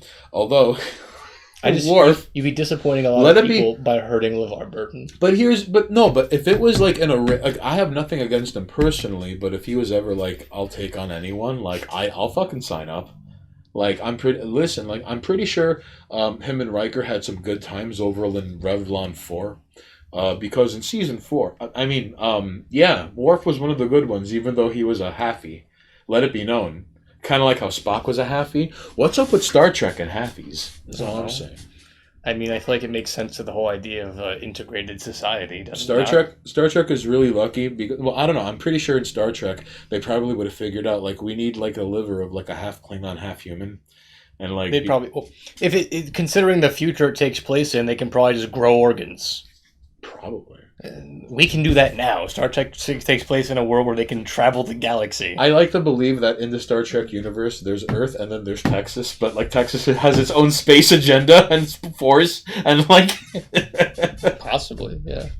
The Texas Galactic Police Force. As long as we're talking about Trek pre all this modern shit, we're in business and it all makes sense. Yeah. New Trek, that would never happen. What I find kind of bizarre about New Trek is that like it exists. Well, the countless little details. When we say New Trek, you're not talking about new Trek. You're talking about like Next Generation. Picard. Oh, you're talking about like actual. Okay, yeah. Picard. So I believe how it exists. I believe it was a Red Letter Media review of it. I could be wrong, but so someone had a pet dog in their like living quarters or something. This female character. And the dog was a pit bull, and it was like, why did we have to include that? Because, like, look, ladies and jerks watching at home, I don't know if you see this or if you're privy to this, but for whatever reason, like, Chomsky honk white women tend to love to have pit bulls, and like they try to pretend that like they're not these like horrific, vicious, murdering, baby-eating machines. And like, but for whatever reason, that breed is popular, not just with like Chomsky hunks, but like, you know, like strong is sexy, like I'm a chick who lifts, I have a pit bull, and like you see some of them have. And it's the same ideology of like, okay, this thing is not entirely bad, right? But statistically, it's more bad compared to everything else. And that is a very weird... Yes. And they feel this need to save the thing, you know what I mean? Right. And they apply that to everything. So, like, anything that has a bad rep, but is also justified in having its bad rep, there's I must save this thing from its bad reputation. Right. So why is that in Picard. Because Picard was written by people who wanted to turn Star Trek into social commentary without actually being meaningful and good. Into space diversity? Well, no, because Star Trek initially was space diversity, but done properly. Okay. Yes, and I will back up Monoxus on this. Was something Star Trek did, which I think was kind of ballsy. And no, I'm not even going for the first interracial kiss. You thought I was going there? No. You thought you had us all figured out, and that's not even the point. Here's the point. At the height of the Cold War, they were like, and here's Chekhov. And he's like, Captain, and he was a fucking Russian dude, and like, hey, Chekhov kind of saves our life, and like, we kind of rely on Chekhov, and hey, you Russians are all right. And like, Star Trek was willing to do that when no one else was. That, I'm not, that's not diversity, that's inclusion, I suppose. The whole ideology. What the fuck do you call that? Ladies and jerks, can you help me out? What do you call it? Because it's like, I don't know if calling it diversity is the right thing. Because there's a Cold War going on, and the nukes could fly any minute, and then Star Trek is like, here's a Russian guy, and he's important. And he's been a mainstay in the series ever since. Well, Star Trek... What do you call that? Star Trek has always pushed the idea that sometime in the distant future, everything's going to be all right. And to such an extent that it's like race has become irrelevant. People don't even see it anymore. There are other species entirely, and we're all just playing ball when we can, where we can. Our goal is to go out and explore the galaxy and the universe and find other intelligent life. And if it needs help, we do help it. But the main goal is to make sure we don't interfere and the prime directive, right? Well, yes. So like. But everything kind of works on the same page, much in the same way where it's like, oh, there are economic woes in the real world. In Star Trek, they're like, economic woes? We don't worry about money. There's more important shit to deal with. Oh, there's crises of food. Gone. Like, no, everyone is fed. Everyone's taken care of. They have the replicators, the arts are more important, and your intellect is more important, and the discovery of the world and helping each other is what's propping things up. Mm-hmm. And then the people who write it nowadays were like, well, that's what we're trying to do now, except they're not. So it's their version of we're trying to help and encompass everything, right. Except it's the real world version of it where it's pandering and it's falsified wanting to help. Mm-hmm. Where Star Trek was like, all right, everyone in this room is a different race, color, gender, sexuality, blah, blah, blah, blah, blah, blah, blah. But in Trek, it wasn't said. It was just there and no one had to bring it up. Right. In New Trek, they'd be like, and this is my black gay crewmate, everybody. All right? He's black and he's gay. And I'm non-binary or gender conforming. That person doesn't have genitalia. The golem has a wig and is named Stacy. Old Trek would not have to do that. Right. Old Trek, you would just understand. Well, like you said, like it's there, then they don't have to say it. It's just like this is how things are. Uhura no one had to explain it. Being black had nothing to do with the premise of the show, except for the fact that America was watching it and it had to do with their world, which kind of like, listen, it wasn't even a thing on her race never had anything to do with the entire run of the show. Not to mention, let's talk about Next Generation anyway. Right. Picard being an old white man had nothing to do with anything. Mm-hmm. He was just well trained and made good decisions. Right. That's how he got where he is. All right. Nowadays, Picard is a shambling old man who, like, a stunt double has to walk upstairs for him when they're filming the show. Oh no! Because he can't do it anymore. Do you think they put a gun to his head and he was like, we're gonna tell everyone you fucked a 17-year-old girl unless you do the show for us. I'm old and scared. No. We're gonna give you a lot of fucking money. I think if anything, they were like, listen, we want to give like a new generation Picard. Mm-hmm. And being the man that he is, he was like, okay, I'll reprise the role because they would have replaced him. Right. Someone else would have played old Jean-Luc Picard. And they gave him a lot of money. Of course they gave him a lot of money. You think he's not going to get a lot of money for this? He has to die rich. But I'm sure Captain Picard has to die rich. I'm sure he would have rather he do it and give people something that he came back. All right. Also, I don't know. But he lent himself to something pretty fantastically horrible. That's not his fault. That's not his fault, though. The writing and the directing is a whole other mess. Oh, and smoke meth is all. More importantly, how'd the French guy become captain? All right, so listen, Captain Jean-Luc Picard. I find it fascinating how Mr. fucking Han Wee Wee himself, from the vineyards of France, you see, he became captain. Remember that one episode where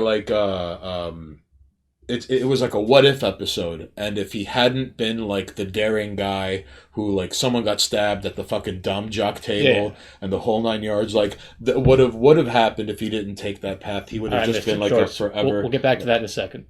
He would have been like a forever petty officer. Yes. But like, he did take that risk, and like, shit did happen, and that was the course like he ended up taking. Because that's who he is. And it was kind of funny. That was the point of that and episode. It was kind of funny to see him like relive all this shit, but like as old Picard, but everyone's talking to him like he's still young Picard.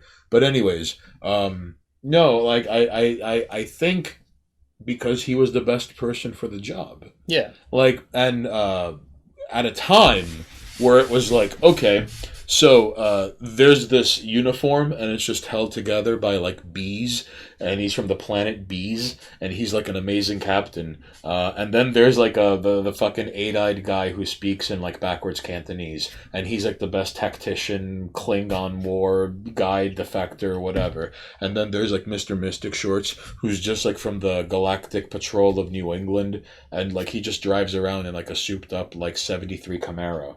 But he goes through space, and I don't know how he does it. And he like modified the Camaro to go in space. What?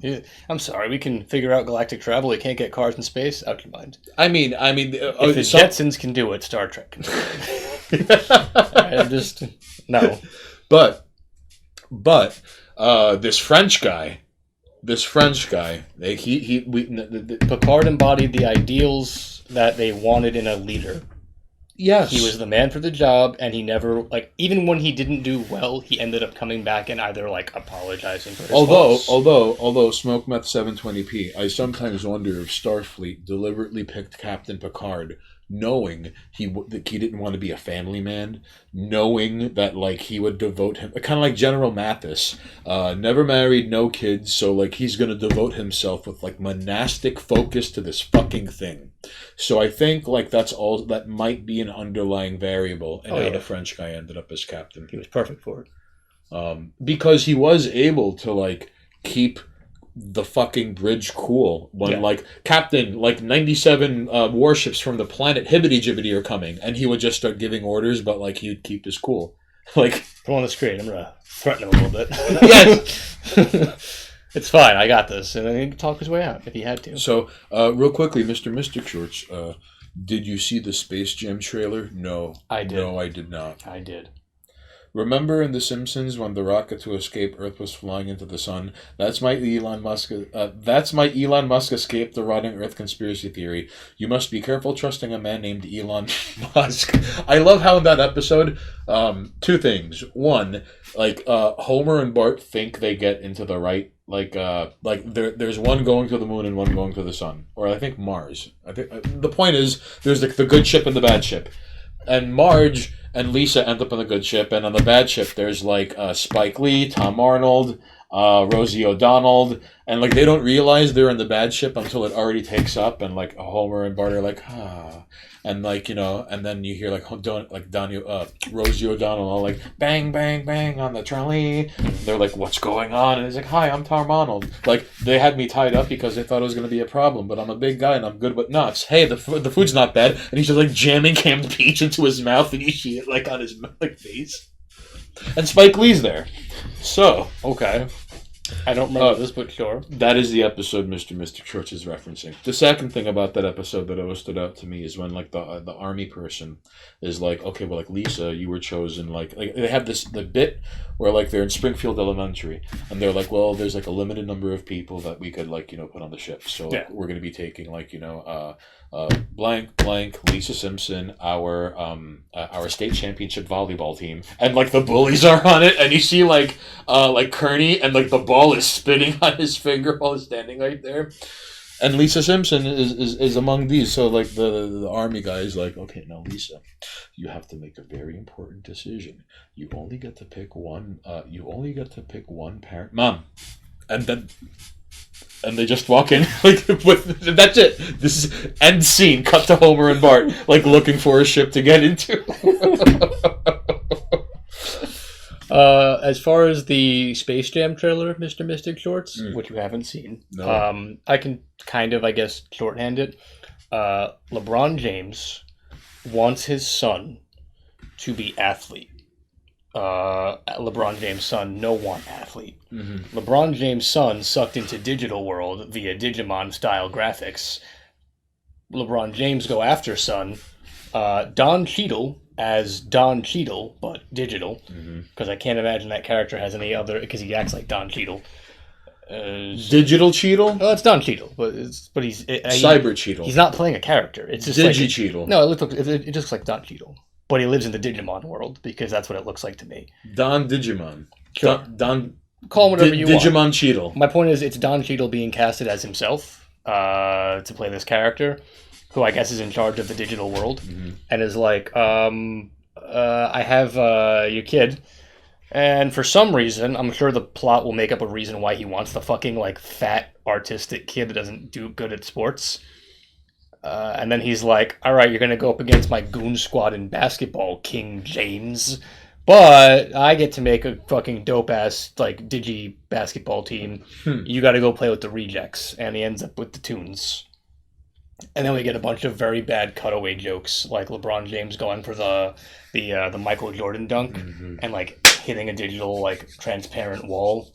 Because, of course, they're not going to let him do the Jordan dunk. And we get a lot of really... I want to say it's a fan service...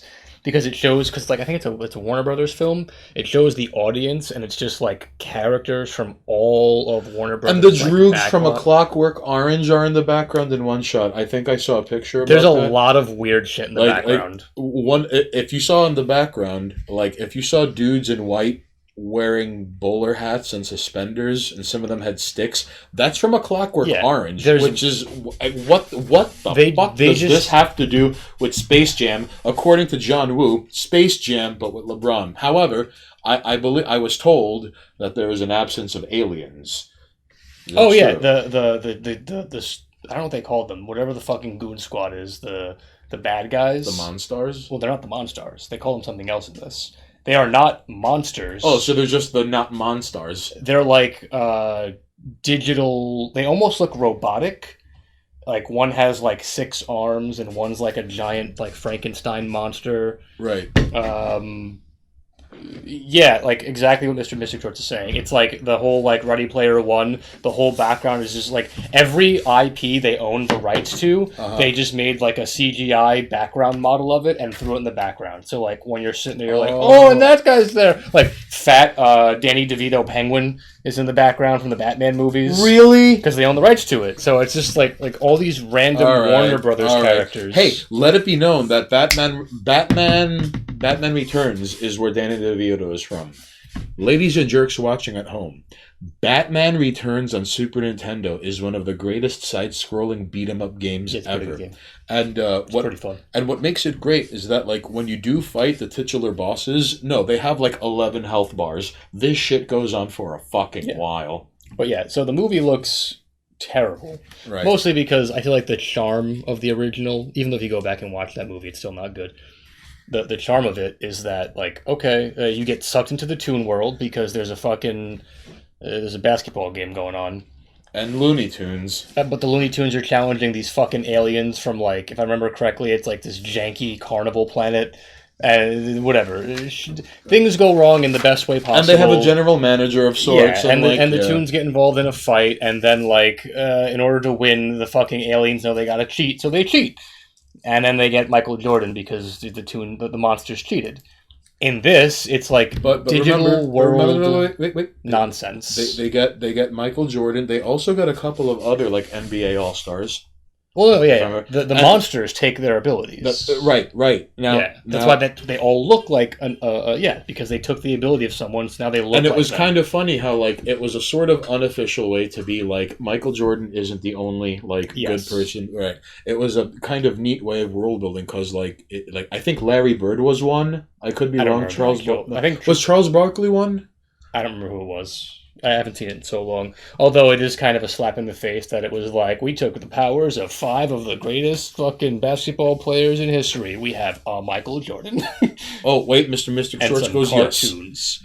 It just looks... It looks like a weird digital, like they tried to modernize Space Jam by making it the whole like it's a digital landscape. Although let it be known, one thing that Space Jam still stands out to me, the first one, is how like there were Space Jam sneakers, and like it was a like when Space Jam premiered, I remember like there were like movie theaters would be so packed that people had no qualms like sitting on the floor on the sides. I mean, here's the thing: Like it made a ridiculous amount of like it was It was. I will argue it it's was not almost obscene. It's not a good film. There were Space Jam Jordans. Remember that. There's gonna be Space Jam 2 Jordans.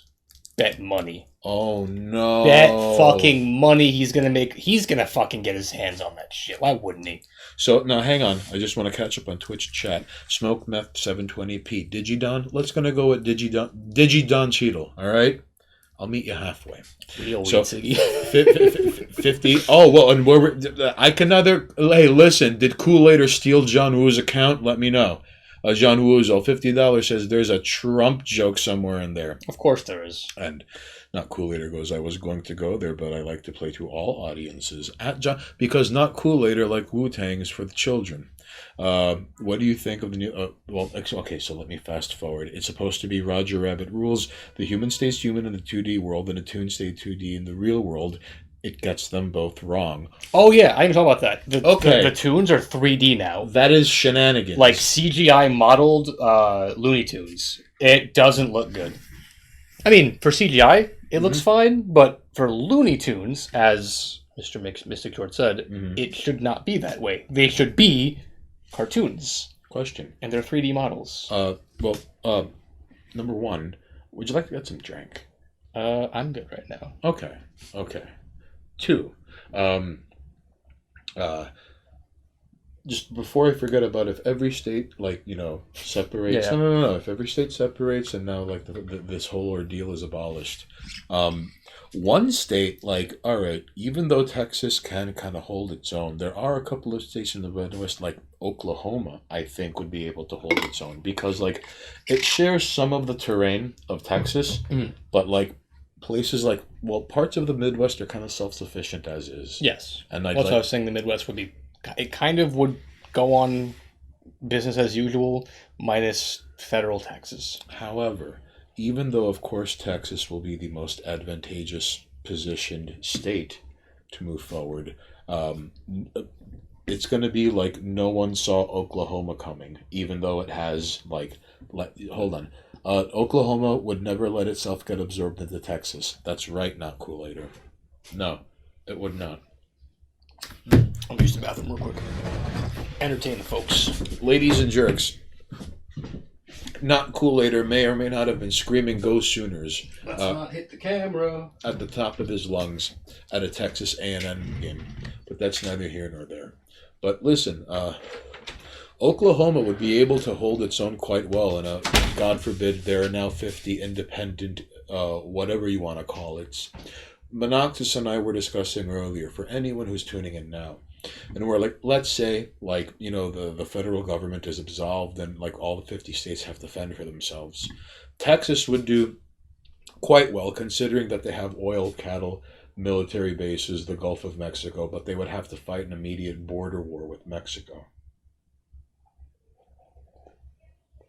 California won't be able to defend itself along the San Diego region because Tijuana is right there. They'd be overrun. California would be just a disaster, as if it isn't already is. So, yes, Not Kool-Aid. It's made from not paper, not toilet paper, but from paper towels, from Bounty paper towel. You heard it here first. Not Kool-Aid is going to be getting the Department of Consumer Affairs up on this stream. Shame on you. So, John Woo, to quote Mr. Mystic Shorts, John Woo's smoking Woo Kush. And he goes, I can't afford that stuff. I'm poor. Maybe in a few weeks. Oh, great. Now John Woo is going to be all he found some things off the back of a truck so he could speed up that 1 week long process even closer for the Woo Kush. 718 TV is in my dream blunt rotation. Oh, well, I appreciate that, Mr. Mystic Shorts. I mean, not just because I bought the blunt. I don't even go into blunt rotations. All you have to do is summon me and Mr. Mystic Shorts. No, Mr. Mystic Shorts is a top shelf human being. Listen, the point is Oklahoma is going to be a looked over state because, like, Florida is just going to be Florida with a budget deficit because they don't have to pay federal taxes. Places like Ohio, Iowa. I wonder how Idaho would do in all of this mess. But Texas, the independent Republic of Texas will be its own thing. Presumably Canada is going to want to have to make nice with New York because we share a border and like Niagara Falls and all those things. And I suppose the tri-state area is going to be just fine. Because the tri-state area has no reason to like beef among itself because historically it never has. New England will still remain New England if the federal government, disintegrates or, becomes dissolute like the Soviet Union. Like the roads will still be there. The schools will still be there. It's just this entire lurching thing in the background that kind of helped perpetuate it wouldn't. Mr. Mystic Shorts, you're from New England. Do you think New England will remain New England if the federal government just vanished, like tomorrow morning? I would like to know. So, Not Cool-Later goes, there will probably be a large conglomerated area that will be one large Indian reservation. Ooh, really? You think that'll happen, Not Cool-Later? That's a good point. I mean, like, what's stopping the engines in this, like, post-federal government phase to just, like, this is ours? But how would that even go about? I'm very curious in this Not Cool-Later. An Indian reservation? John Woo is all, how much does an ounce run for you in New York, Haynes? Well, it depends. I usually get, like, I say if you have like a decent hookup, you could get an ounce from anywhere from like 400 to 500 because like once upon a time, no, but these were the olden times when you bought weed from people who showed up in bikes. So I don't know what it's like now. Like it's so different now. Like it's just hell. You could. It's not like is it decriminalized or you could have 6 ounces or less in public? Oh, it's legal now. Right, it's much different now, John Woo. I think. I buy from somebody who hooks me up because we've known each other since forever. Cause like we're homies, so like I don't know if it was literally yesterday or if it was last week, but it just got legalized for the most part over here. So right. Now you're going to start seeing cafes popping up, and you have like people like my friends who they get they contact somebody and a dude drives up and they order fucking ounces on top of ounces on top of ounces, and they just drop bread, and it's like, oh, here's all of your shit, and this one's right. And now when you call these modern day people, like they offer you like 20 strains you've never heard of. They're like edibles are on the fucking menu and table, and it's all. And I just want to. It's like, all right, dude, I just wanted to buy like $180 worth of weed. Like I heard someone was like here to like I'm copping, come with, and like all right, and it's like okay, and then 2 weeks later you're like, hey, I wonder how this Rice Krispie treat is gonna turn out, and like, I hope to God you didn't make plans for the next 12 hours, all right? But the point of the story is Twitch chat is now chiming and trying to break into the window because we summoned Idaho, all right, ladies and jerks. Maiden Mycelium goes, Idaho has hardly any people and has a lot of wilderness, but the eastern parts of Washington and Oregon have played with making a superstate with Idaho off and on for decades. Is that Jefferson, the Great Pacific Northwest Alliance? Mr. Mystic Shorts is all. And buenas noches, Maiden Mycelium. Gracias por tu presencia aquí hoy noche. Mr. Mystic Shorts is all. New England should be its own thing. It'd be better for everyone. Yeah, like, let's be honest. Like, I'd like to believe New England will be New England. Like, I think so, 100%. Given the option, yeah. In this hypothetical, they would definitely just... Smoke Meth 720p goes, you don't join Delaware, you take it. Smoke Meth 720p. Like, Delaware is a weird faceless state, and in my personal experience, nothing good has ever came from Delaware, even though it's pivotal to, like, the founding of the United States. Oh, you see, John Woo, it's different in the fucking hood. However, like, the ounce that I had purchased was something that honestly was grown. Like, that shit lasted me for months. It was something that was grown in where Yoda hangs out in the Dagobah system. It was ridiculous. I think I mentioned to you, I sat in with a friend of mine when he was, like, copping, because I wanted to get mushrooms, and the guy that she buys, the company, it's a company, it's not even a guy, it's a fucking company they buy from. She was like, I need this strain for my, like for me, this strain for someone else, this for someone else. and we're sitting in this fucking guy's van, and he's just got like a chest full, and it's like, all right, so here's the stuff that you guys ordered, but here's the deal. We got this today, and like this came in from California, and it came from blah, blah, blah, and like we're only going to have it for like a week, so if you want, I can sub it out for one of these, and you can switch it, because it's only going to be there for a little while, and because you ordered this much stuff, like here's a little bag of edibles on the house. Also, you guys said you wanted mushrooms, so we have these fucking like mushroom hot chocolate bombs, and we've got like the pills for the mushrooms for microdosing. Like, it's that kind of nonsense here now. Instead of just buying a bag of mushrooms. Yeah, it's no longer just like, yo, can I buy some weed? And they're like, here's weed. Give me money. No, now you have to fucking like look at the menu and be like, fuck, I don't know what I want. It got complicated. Also, yeah, like professional drug dealers. Remember also, stoners? That used to be a thing, Mr. Mystic Shorts. No, I actually wanted to chime in on that one. Remember stoners? They're still around, and they just don't think they're stoners anymore. And it's kind of weird. I know too many people who basically smoke all day. And then when we hang out, like I'm trying to get to them to be engaging in things, right. And they're just like, they're not paying attention, and they're talking very slowly. And I'm trying to, and no, they're stoners. Like the dude from The Big Lebowski, kind of. Most people, in my opinion, that I know who smoke still act like a stoner, but because culturally we're okay with that now, right. Where it used to be like, you know, the devil's lettuce. Now smoking weed is fine, so stoners are still there. We're just okay with them. But much like the drunk guy who's yelling at the bar, who we all are like, whatever, he's drunk. When stoners are acting like stoners now, we're like, whatever, they're high. Well, now it's... We no longer like fucking stoners. Well, it's weird because it's legalized, it exacerbates like that. Well, because it's before weird. The legalization, I hung out with people who... I meet up with them, and it's like, okay, we're going to go out to lunch. Hold on, give me 1 sec. Okay, we're going to lunch now. What do you got to do? And they're taking a hit from their bong. And I'm like, okay, whatever. You smoked. Let's go eat. Oh, hold on. And they're rolling joints. But why would you smoke before you eat, for God's sake? To get their appetites. But my point is now they're rolling a couple of joints because you can't just fucking go outside and have lunch with me like a normal person without bringing weed with you. All right. That's a stoner. Herein lies the problem, okay? Number one, like... They didn't roll it up the day before, so they're kind of that's fucking their problem. All right. Why would they when they can just do it right there? My point is, but number two, I can't go out with certain people without them going, hold up, I gotta roll something real quick to take it with me. The only time you should need drugs to eat is when you're fucking having chemotherapy and you have no appetite. So then the doctor's like, here's some medical marijuana. So you smoke, so you could eat while we continue to blast you with radiation. But stoners will justify that by going, oh, I don't have an appetite unless I smoke. No, you're just a fucking pothead. Much like, I want to hang out with you, and let's go to the park and chit-chat and catch up and get a cup of coffee. Hold up, I gotta roll something real quick. You can't just come to the fucking park and have a cup of coffee without smoking first? Stoners. But now it's justified behavior because it's fine. And it's legal. Much like when I used to bring a flask with me everywhere, and if someone's like, why do you have that flask? Why don't you? Like, don't judge me. I'm within my right to do this. Right. But they're still there. It's just now it's culturally acceptable.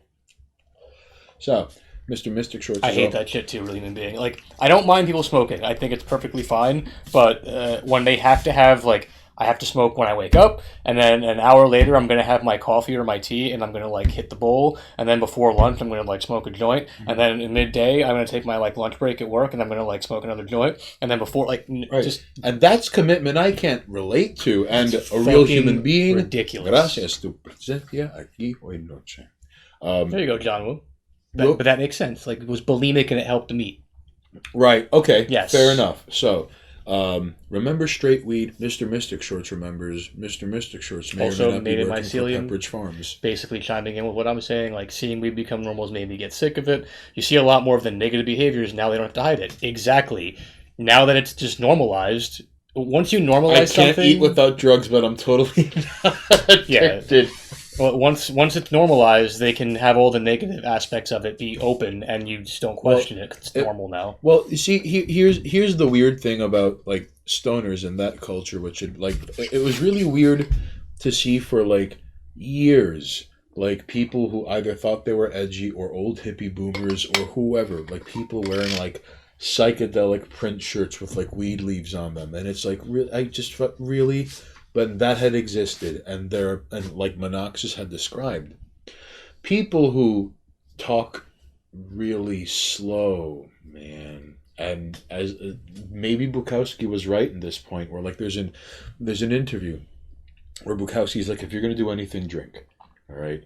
Because like he's like, sometimes you'll see people even with the soft stuff like marijuana, and like 1 or 2 years into it, they're like, hey man, how you doing? I hang out with too many people that, and he says how it second takes they smoke, the conversation becomes dulled, and I stop talking at that point. Like, I'm not holding a conversation with someone who is like, they can't think quickly. They're slow to speak. right. They're not receiving what I'm saying. It's a nightmare. But it seems to be a reoccurring theme though with like people who will smoke pot, and it almost like it defangs them. Does that make sense? 100%. Yeah. Like it dulls almost them. makes them docile. Right. It dulls them. It makes them docile. And I've never like, all right, like I'm okay. Disclaimer, all right? And if I have to owe up to anything, it would have to be this.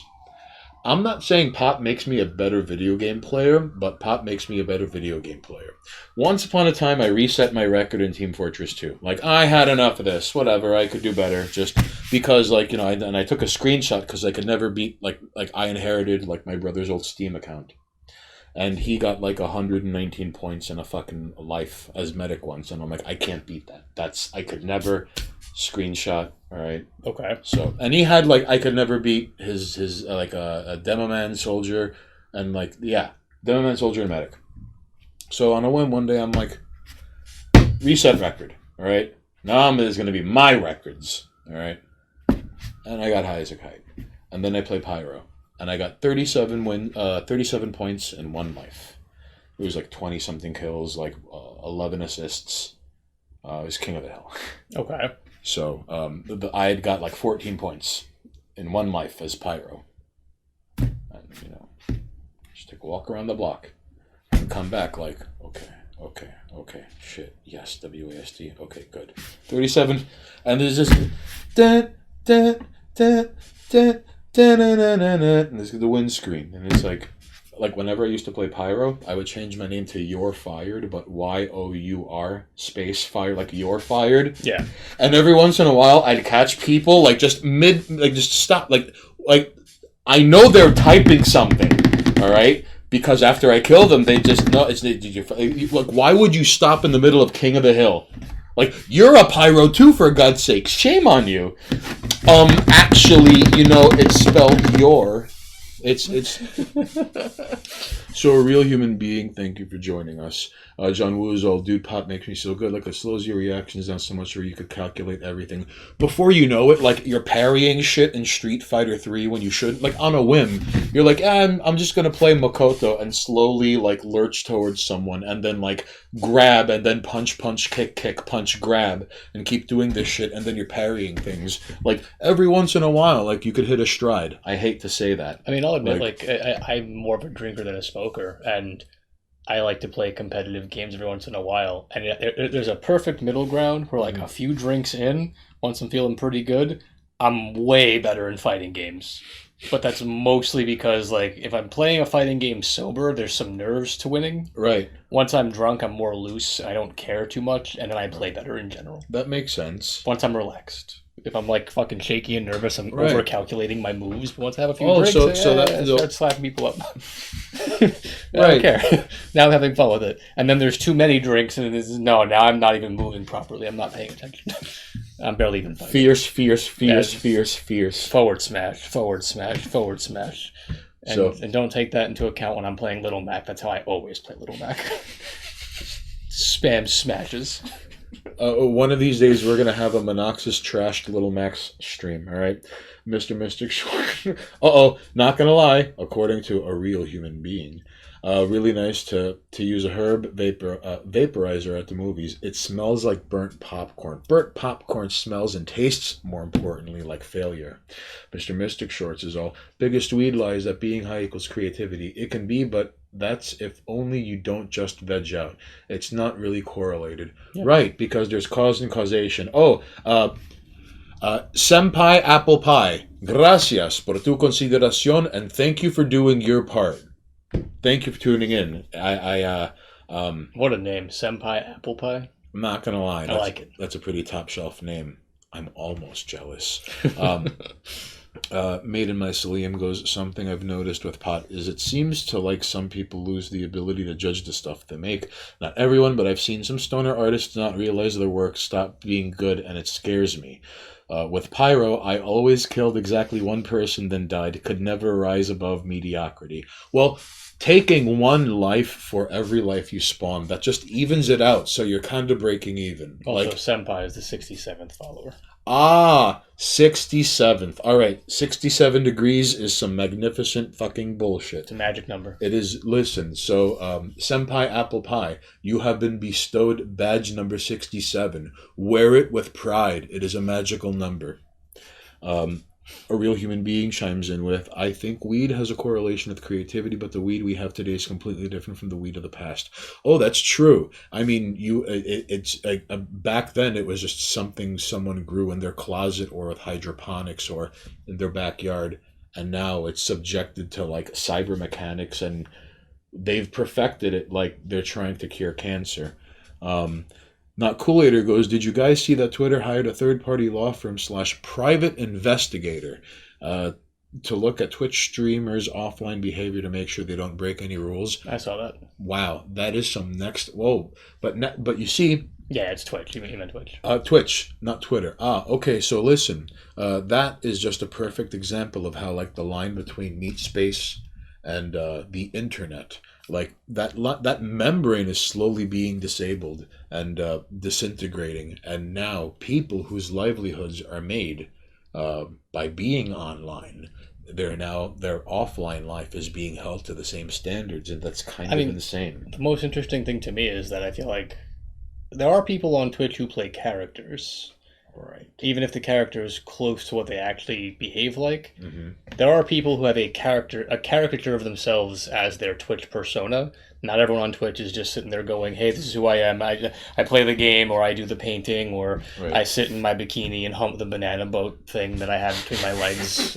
Not everyone is that person. Some people, Right. I don't know, wear masks and exaggerate about certain topics and yell a little bit.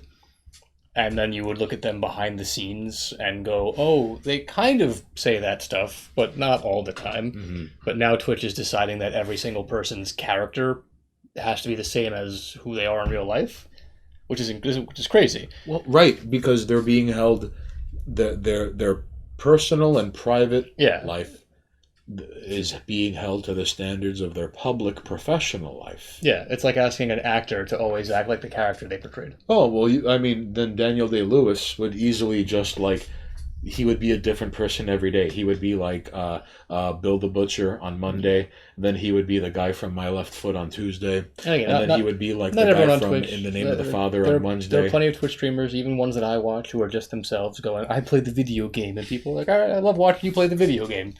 Fantastic, but this is the same thing as how people got canceled on Twitter for 20-year-old jokes. Except now Twitch is doing it in real time and going, we're going to investigate. Oh, no, wait, I'll have you know, those jokes are 11 years old. You take that back. I don't care how old they were. No one should get canceled for some shit they said in the past that they no longer agree with. Well, I mean, here's the thing. Or a joke they made that is no longer in fashion that was in fashion at the time. I saw there was this very prominent, like, left-leaning, hits all the right marks. You could easily see an account like this becoming, like, verified. Okay. Right? Someone found a tweet in, like, 2013 that was like, May Tai, don't worry, there's no cat in it. And it's like, well, now. Like, for this display you've built this thing upon. Oh, no, they made a joke. And then it's like, the account is locked. Yeah. Like, and it's just, I'm not saying it's inescapable, but it's always... I don't know. I still think there's a distinct difference between made a certain kind of food, ha-ha, joke, versus something like, I don't know... remember the James Gunn issue that happened a little while back? Yeah. Like, James Gunn talking about diddling children. Meanwhile, that guy goes to Thailand, like, once a year. To diddle children. Probably. We don't have proof, but... Allegedly. But when someone like that, who has the money to go somewhere like that... Bro, why are you going to Thailand? Like, Monoxus goes to Thailand and search for Thai food, all right? He makes a lot of really sexually explicit jokes and then went, ha ha ha, diddle kids, and didn't think it was going to bite him in the ass. Right. versus made food type, haha, racially insensitive joke, I guess. I mean, personally, if you were to talk about eating cat, my automatic stereotype joke goes to the Chinese. I guess we can make Chinese jokes at the expense of Thai people, and it's the same thing. Not the point. Yeah. You know, like, at what point do we maybe go, hey, we're going to silence that joke from your video because someone might get offended by it. Don't do it again. Great. Versus we're going to lock your accounts because you made a joke that a handful of people are going to get mad at. You know? Because I'm Which sure is there's weird someone because from that same side of people, from, like, let's say in the reference of that joke of, like, Thai food, cat, haha. There are going to be some Thai people who are going to be like, fuck you, dude, don't say that. And there's going to be some Thai people who are like, I get it. And then there's probably going to be a lot of white women who are like, how dare you! Even though the Thai people over here are like, ha ha. Yeah, it's like, mostly butthurt white girls. And what irks me is how craggly beard, neck beard, mouth open soy boys going, no, don't say that stuff. It's not good. It's mean. Nazis, incels. Yes, it's mean. That's part of the joke. What clearly? What irks me is that in this mechanism, like, this tweet was okay up until a week ago. Like, this tweet was here up until someone pointed at it. Yeah, no, that's how it always works. It's okay to make the jokes and it's okay to have that behavior until someone points at it. Now Twitch hired someone to point at things. So now, right. So now it's kind of weird. Like, all the underground accounts are now probably, like, locked because, like, no one can point it out unless they accepted your follow request. Maybe. Who do I know? So not Kool-Aid or... Oh, wait. A real human being is all. Ancient Aryans used weed for spiritual practices of Soma. No anyone can do Soma today because the weed is too strong. Well, I imagine right, because now it's made by the people who should have been curing cancer, but instead they're making trees. All right? And Maiden Mycelium goes, either never go to Thailand or go every 3 weeks. Once a year is creepy as fuck. Listen, I'm not... That depends on what you're going to Thailand for. But here's the thing. Some people go to pet drugged up tigers. Right. Some people go to have sex with ladyboys. Right. And some people, in fact... And some people go to try and find good Thai food and fail. There's a little section of Thailand called Pattaya, or the locals call it Pattaya, and it's just basically an island of, like, brothels and prostitutes. Which is fine there. Right. And that is which I still like. And it's funny because, like, if Bangkok isn't enough, if this part of Bangkok isn't enough for you, there are other parts of the country. Here's just an island of it. All right. I love that the cancel culture, and I'm not saying I condone the behaviors of people who go to Thailand for the more fucked up stuff of it that's available. But if you go to another country, and in that country they're like, this shit flies, you're good. And then you come back home, by all means, like, ring the bell of shame at that person and be like, how dare you go over to Thailand to fuck the lady boys who are underage. They're underage here, and we don't condone it here. You can shame the person, but to completely cancel them because they went somewhere where it's like, they're cool with it. Like I said, I'm not okay with it myself, but you're taking it take it up with Thailand. Right. And like you had mentioned, it's on top of the things you go to Thailand for are, like, yoga poses on because Thailand is the third world, yoga poses on third world beaches of hundreds of islands, and, like, islands near the mountains, islands with funny shaped rocks, the drugged up tiger people. And then you go further up north, like to the Chiang Mai region, and that is where down the street from where you could bathe elephants and you're like, I'm a good person, you know, and get nice pictures like that on the gaudy 3x3 grid through a dinky lens. Like the achievements, like of this. Kid yelled at and punched my dick once. So basically, same, I guess. And down the road from where you're a good person with this elephant ordeal, you could pet drugged up tigers. Yeah. So John Woo was the only reason I know the capital of town is because children are cruel in first grade. Bangkok. Me being one of those children who also spread the awful, painful joke. Bangkok. Oh, I knew this kid in middle school. His name was Wei Thu Nang, but Wei was spelled W-A-I. Wei, middle name Thu, and last name Nang. All right. Okay. So, like, you know, Wei Nang, Wei Thu Nang is his whole name. Wei. But, like, everyone's cruel at that age, so it was like, Wei is gay. And after dealing with an entire middle school of that, like, he became a gang kid. and he spent time in juvenile hall, and he got his shit together. But it was just you turned him into a monster. Like that's harassment goes a long way. Way is gay turned him into a monster. Made my Salima kid yelled that and punched my dick once. So basically, say what I guess. I was laughing at. So no, like because like Thailand is synonymous with like honestly like people coming from overseas to live out the worst. Even though like number one, Thailand is the only country in Southeast Asia that was never colonized. Like, let it be known. Every other like country got colonized except Thailand. All right. Okay. Number two, the Thai people, like Thailand is like land of smiles, and for the most part, like I mean, like Thais are like it's weird. Even though they're like generally friendly and easygoing, they produce some of the best strikers in the world because that's where the Muay Thai comes from, which is just such a weird dichotomy, style. Right? And they have a history of like never fucking with anyone. They always fucked with themselves, like kind of like how like Ecuador never like except Peru, but other than Peru, whenever Ecuador fought, it was just Ecuador. That's it. Kind of like Greece. Like if it wasn't for the Turks, Greece would just be fighting Greece all the time because that's how it was since day one. Yep. So land disputes. Right. So Thailand was never colonized, and despite the land of smiles, they'll just talk shit to you with a smile. It goes both ways. It's not like a one fit. Like, you know what I mean? Ain't nothing wrong with that. Thailand still has a king too. Yes, and that guy's kind of a fucking wacko walking around in like a tube top and like jean shorts in a mall with like a woman 1/4 his age. Like, while there are like protests going on in Thailand right now and like people are disappearing and like no one talks about and Myanmar is a shit show, but that doesn't make like what's happening in Thailand any less worse. It sounds like Thailand. Yes. Well, and as all this is going on, you know, you got to make sure the ladyboy industry is running 24/7, because in their country, like I believe it is seen as like the third gender. And they're all Buddhists, so like according to the Buddhists in Thailand, they're like, oh, like they were reincarnated as ladyboys. I guess I don't know.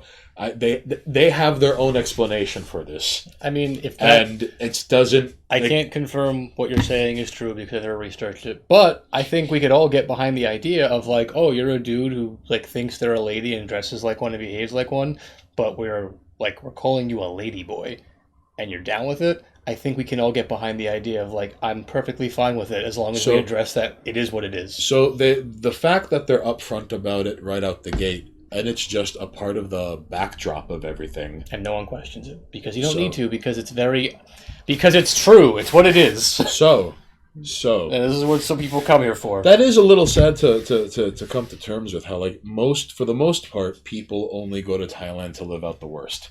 Like, I mean, that depends because how many people are like, oh, I went to Thailand to look at the architecture. Although I bet there are people who go to Thailand to learn like Muay Thai. Like that makes sense. We're also looking at it from our own personal lens. Someone who goes to Thailand and has the opportunity to sit down with the drugged up tiger without the knowledge that that tiger is very fucking drugged up, and that taking the picture over the serene, nice background of temples where they're like people 10 feet from you who live in poverty. What if they're like, because there are people who aren't aware. I'm not going to say everyone who goes there is hyper aware of it. If I went there and someone's like, do you want to fucking pet the tiger? I'd be like, no, this is weird. And if someone was like, hey, you want to hang out on this like holy ground? No, this is weird. Do you want to go 30 feet from the impoverished area and sit on like a high rise and eat Thai food while looking down at the lower districts of people? No, it's weird. But there are people who go there and it's going over their head. They don't know the tiger's drugged. They don't know this is holy land. They don't know these people live like shit. Because all they know is the resort and the zoo and the drinks and the food and the fun and the yay! So, although we can look at it and go, it's some of the worst shit you can do, to them it's vacation. Well, right. And they don't know the difference. Right. It's like going to DR and like hooking up with the local floozies and drinking cheap alcohol, which may or may not be mixed in a barrel in a basement somewhere, but they're calling it Jack Daniels, but it's not Jack Daniels. It's someone's homemade whiskey, but it's bottled like Jack, and that's why it costs 10 cents. You know what I mean? And it's fucking a 20-minute walk from your resort is a place where if you walk outside with plastic jewelry, they'll stab you because they think you have money because you're wearing anything. And much like in Thailand, in a place like the Dominican people Republic, go there and go, "Yay, vacation!" But much like in in Thailand, in the Dominican Republic, the United States dollar is still ridiculously it's obscene, which is why people go. Yeah. It's this stuff, and then there's like the gray market of tourist economy tourism. Yes. That gray market, But those are the people who are aware of it. There are people who go there and don't realize what they're getting involved in. But then there are people who go to a place like Jamaica or DR and never leave the resort and have no idea about the grinding poverty outside of the gates. Yay! Yay! That is true. However, so that's all I'm saying. I would know people that if I were to go to Thailand for an actual vacation, maybe I do go there in the search of good Thai food, and I just drag other people with me. There'll be people who would go, "Did you hear there's a fucking zoo where you can ride the fucking tigers and the elephants, and you can play with all these endangered species and shit?" And I'd be like, "You do realize that those animals live in horrible conditions and are constantly drugged up and fed disgusting things?" And they wouldn't even think twice about it. They would just go, "I can ride an elephant and pet a tiger," and that's fucking no. But because I'm aware. So, but I wouldn't blame them for it. I'd tag along. I'd watch them pet the tiger and be like, "Congratulations! Get the picture for the gram with the fucking dopey looking tiger." For what it's worth, I would be inclined to see some of the animals in their zoos and their museums. I like the animals here in New York, where sometimes the gorillas here's the fucking wall and they're like, "Fuck you!" Right? The gorillas are hitting shit. But in a place like Thailand, lemurs throwing things at you. Here's my. Monkeys occasionally screeching at you for no reason at all. A place like Thailand is 117 degrees Fahrenheit and humid, so I imagine it's wherever you go, you would die. It's then. 8 people holding a hairdryer in front of you, just pointing it at you at all hours of the day. You'd be dying. So Maiden Mycelium chimes in with Mac Daniels. That's the 10-cent Jack Daniels. Yeah. The resort thing is so creepy. I don't get going somewhere so you can have a planned experience that is totally fake. But that's the whole thing about resort experiences.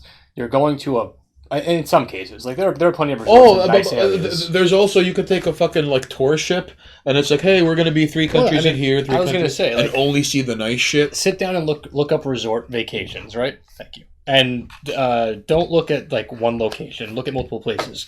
You will notice the difference in trouble you for some water. You can spend a week in location A at a resort, and it's all inclusive. And somehow you're paying 500 American. And how the fuck am I paying 500 American for an all-inclusive resort experience in this place? And then you go 1 country over or 2 countries over, right? And you're paying 1,500. Because realistically, that first one you went to, the entire area is just not nice. But somebody with money put a resort there, and you can just hide on the resort. Right. And it's basically poor people vacation time. That's exactly what it is. You don't have the money, but you want the resort experience. You got to go to the resort in a place where if you step foot outside, you might get stabbed, or the curtains might be infested with a fungus that can fucking kill you, or the alcohol that's in the bar. The people who shipped it in might have traded the good stuff and sold it for mad money, and you're drinking the Mac Daniels. The watered down. And you get sick. I remember I think it was a few years back. There was a fucking thing in DR. Mac Daniels. I was planning a trip with some friends of mine, and we were gonna Twitch.tv/Monoxus is sponsored by Mac Daniels. Yeah, I don't travel often. I mostly stay in the U.S. I don't go out of the country. I don't care for it. I can look at everything I want to see is now ruined by some other culture who ruined it. Touché. In my opinion, you fight with me. I don't care. We were gonna go to DR because I wanted to go on an actual beach vacation, and my friends had recommended a resort they had been to with a family. And as we were planning it, there was a bunch of deaths at the resort because the liquor was poisoned by being made in someone's basement, and they had a fungal infection in the entire resort that was causing lung infections. You pay $500 for a resort, you get what you pay for. I guess is my point. Right. But just for reference, that kind of shit happens. But were there any deaths that occurred outside of the realm of the hotel, and where you mean people leaving the resort? People got gunned down? Oh, outside all the time. And one of my homies, when he went there, well, he was Excuse me, ladies and jerks. he was the brother of my friend. That's how I knew him. It became like he had mentioned. He was like, "Oh yeah, so every once in a while, like when I go there, we leave the fucking resort so we can go to like the local bars." And me, I'm like, "Why? So you could like fuck bitches cheap?" And he was like, "Yo, you buy a bottle there, it costs you like $20 American. You can buy a table of bitches bottles." And they're swooning, and then they're like, "Oh, where are you staying? Oh, the resort." And bam, you're bringing 4 girls back to your fucking like. And I was like, "Yeah, I understand why you do it." And I was like, "But when you go out there, how do you dress?" He's like, "Oh no, I bring a whole separate like outfit that's just like no watches, no necklace, like just like janky tourist clothes, The bummiest clothes you could imagine. like fucking sweats and a t-shirt, and some like fucking flip flops." Because he's like, "I'm not going there looking good." wow, No you have to bring the bummiest, like the shit that already has 2 or more holes in it. But And, yes, and, that wear, kind of shit. and wear a wife beater underneath it. Just that's what you got to do. Hold on, maybe my Slim was saying something before I went to check out. When I was a kid, I visited family in Vegas, and seeing piles of homeless people who were within sight of the big streets who you could not see because the streetlights were out creeped me out. That's fucking weird. Wow. Cruise ships are an affront to God. Yes, they are, and they should be canceled. If anything should be canceled, cruise ships. And that's not just because I'm fucking terrified of the ocean. Fuck cruise ships. They're horrible for the Really? environment. He sent that iceberg and the chick who fucked the Italian guy. But, yeah, no, fuck cruise ships. Just as someone who respects the environment more than I respect humanity, I don't give a fuck that you and your family want to go on a cruise. And I don't care that there are some cruises that go out into international waters and they're just fuck cruises so you can get away with banging people indiscriminately. Right. I don't care about those. None of those should be allowed. Well, it's David Foster Wallace. I have not read Infinite Jest, but he did write a number of articles for a number of magazines, along with essays and all these other things. And he did write his experience on a cruise ship, and I believe it was called something to the effect of like thoughts on something that I hope to never do again. And on one hand, like with his like specific, idiodactic style. I don't know how to describe this guy, but like it's fantastic writing. Like, listen, I know Infinite Jest is a book so big you could murder like 500-year-old ocean sea turtles with, because Infinite Jest does like 2d20 damage when you like swing it with both hands. But like his essays are top notch, and he's a fantastic writer. And in an interview, he said something to the effect of how like in public spaces you don't get silence anymore. No, not at all. Like, and he was the first to point this out in 2007, and everyone had to catch up to him then. So, do you know how hard it is to read a book on the train now? Mm-hmm. People playing music on their phone. Without headphones, just on their phone. Yeah. And not even the assholes who are like dancing and begging like that. I've like learned to tune out. Motherfuckers just blasting shit on the train. When the fuck did that become normal? Oh, it became normal when instead of talking on the phone, people are like doing FaceTime and talking to someone while walking down the street. And Actually, where's the too? FaceTime? I don't get it. It doesn't. Why don't you just talk on the phone like a regular person? Why can't you get your fucking point across and hang up? I think part of it is because I think part of, but well, however, in defense of FaceTime, I think part of it is because you could do it from anywhere in the world, maybe. So it like kind of like how WhatsApp allows you to text people from outside your country and shit like that. Yeah, okay. I think that might be part of it. You gotta do it walking down the street at 2:00 in the afternoon. That's the only way it works. You have to be in public. Like you could have to be in like a restaurant. You could be doing it while eating. While I'm trying to order food, and you're like on your phone. People eating in restaurants while FaceTiming. It's just. I digress. And the words of Professor Oak ring true to me on that one. Like, you know, there's a time and place for that shit. So no, David Foster Wallace wrote how on one hand, like all of the ridiculous goods and provisions you never thought you would have even wanted are available, like on this cruise ship. And on the other hand, he was like, this is like a dictator-run crisis that I don't understand. Like it was just like it stopped short of being inquisitive revulsion. And it's a fantastic look. Find David Foster Wallace's writing. I'm not a proponent of reading Infinite Jest, mostly because I haven't read it, but it's just like, geez Louise, it's 1,000+ pages. Get over yourself, dude. What is it a good read though? I don't know. Some people say yes, but the people who like really say yes, like you just want to throw hands with them. He sent that iceberg of the chick who fucked that Italian.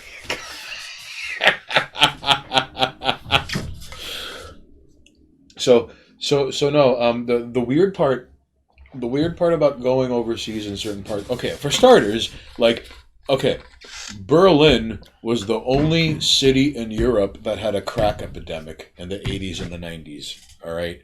I don't even know how that's a thing or how that happened, but it's true. All right. Did they get it from us? I'd like to believe so. Like, uh, number two, when taking into consideration like where people go on vacation, like one thing that like I don't understand is like ecotourism, where people want to go and like up front and see like, you know, hey, like I climbed this mountain. Like hiking is insane to me. Like there are people who hike Everest, but the point I'm trying to make is like, let's say you go to South America and it's like, I want to see the Amazon. It's like, all right, well, like 2 days into this, and if you got to pee off the boat, there's a chance because through your pee stream, a fish is gonna swim up through your pee hole, and then it's like why.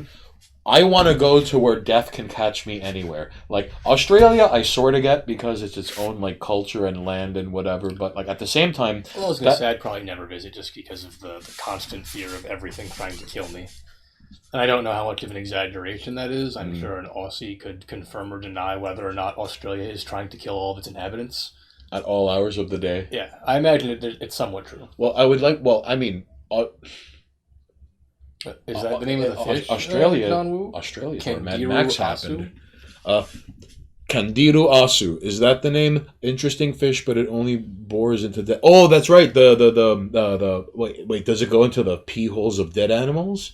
Maiden mycelium is the Everest thing. Bugs me because so many people do it that the people who take it seriously can't enjoy it. Well, fun fact. Little interesting tidbit about Mount Everest. So when you're getting up towards the top and the summit, there's the corpse of someone who has green boots, and they just call the person Green Boots because, like, along the way you could see corpses of like, and not just like oh, this is like you kind of hear on the trail like Green Boots. Like, there's a part of like climbing up Everest where like you're getting up Everest and is like, how the fuck did a corpse end up over there?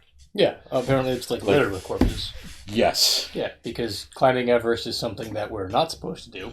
I mean, I could sort of understand wanting to like return to nature and you go for like a hike. No. Returning to nature is different than I want to conquer the most difficult climbing task that the world has. Right. That's something that you work up to in a lifetime. You know what I mean? You make a life of not just hiking, but climbing and ascending mountains and peaks to the point where you have reached the moment where you go, shit, the biggest challenge left on my fucking plate is Everest, and it may very well kill me. And we're not meant to go up there. I don't think so. But this is also my argument. People who are like, I'm going to go skydiving. Okay, I get that we made devices that can protect us from the part of the skydive, but we're not intended to be up there.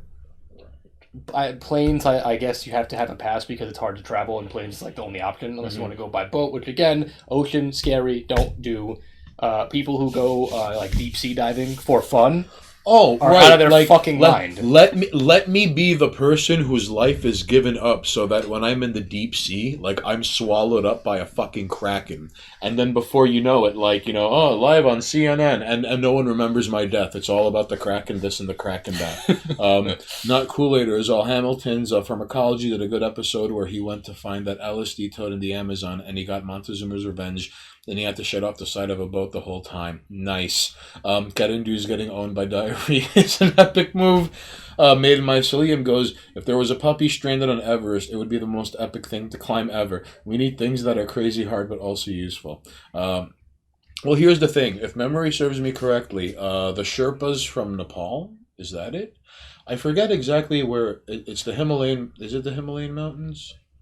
Like I'm trying to remember if they're like Nepalese Sherpas or the dudes who help people get up the fucking mountain because it's their mountain. Let's assume that you're correct in context of what we're talking about to continue, and if someone in chat wants to correct that, feel free to.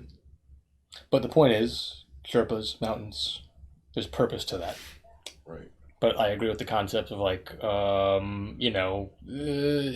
What are you climbing Everest for All except to be like, I did it and did not die? I think Everest is right on the border between Nepal and India, but I think they're Nepalese. Thank you, Maiden Mycelium. I'm going to take my mask off for a few minutes, and you got to entertain the ladies and jerks now. It's all Monoxis now until further notice, baby! Until this man, he needs a break. He needs to scratch his face and not be feeling gross. So I have to move even further. You should probably just go on that side of the table. All right, well, fine. I will go on that side of the table. You can move the chair. The I'll chair take my fucking chair with me. Yeah, there you go. I don't even know if I have room here, though. I think that helps with the... Just don't bump the camera. All right.